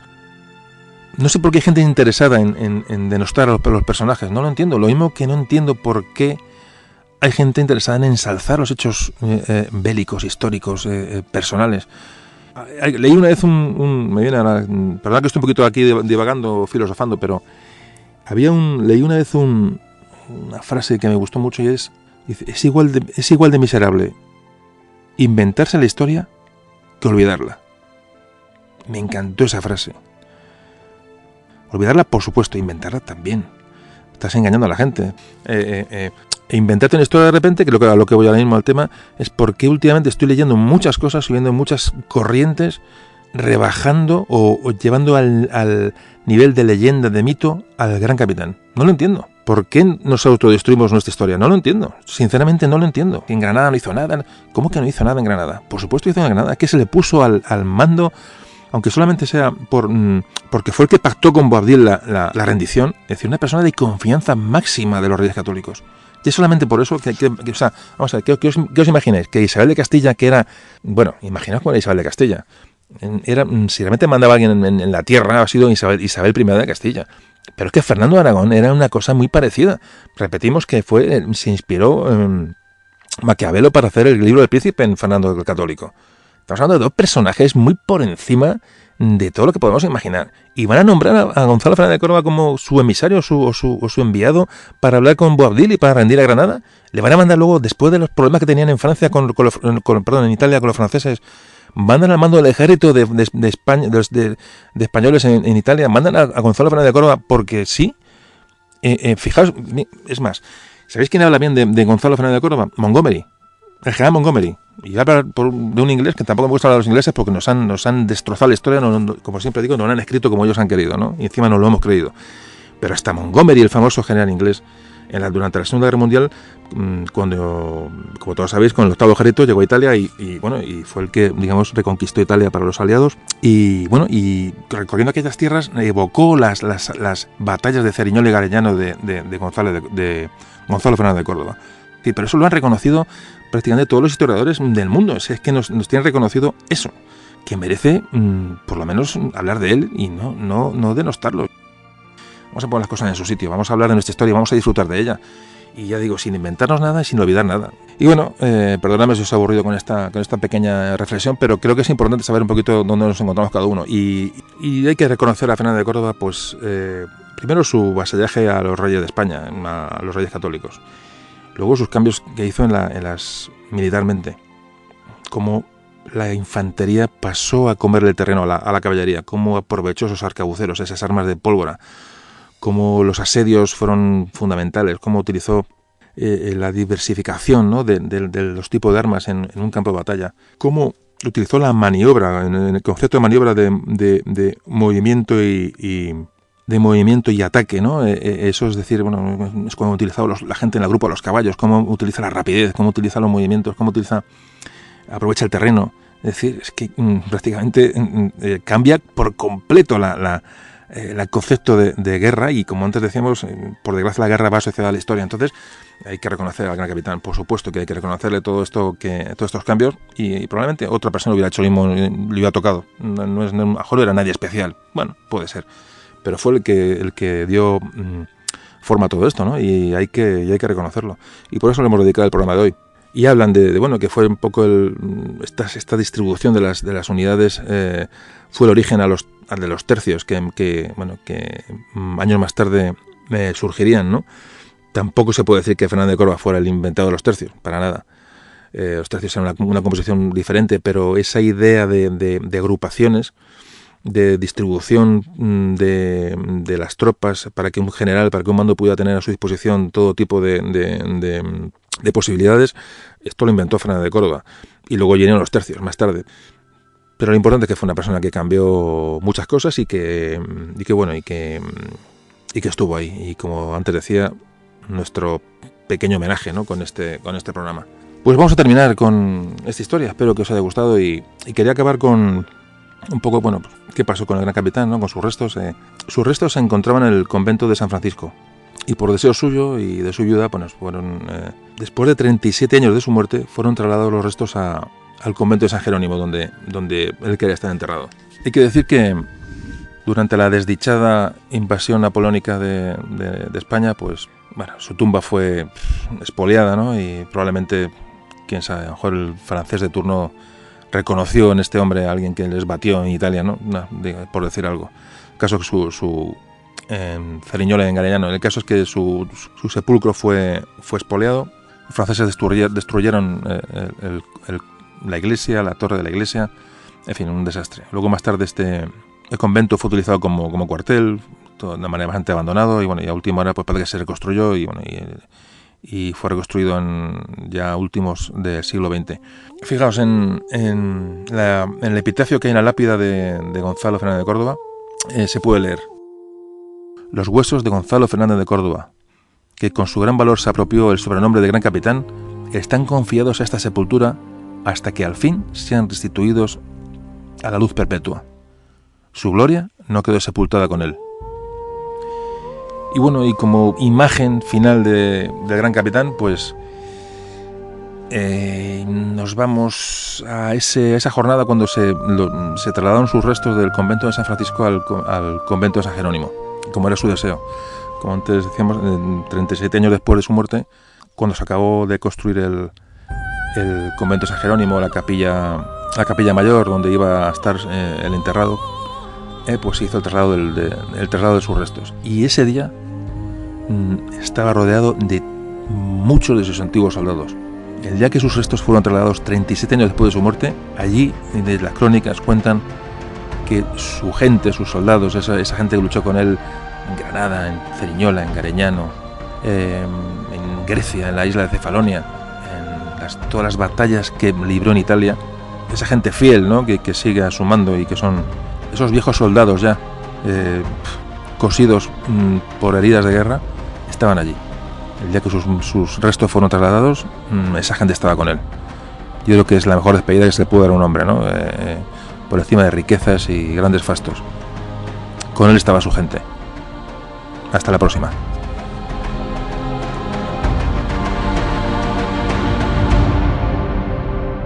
Memorias de un tambor.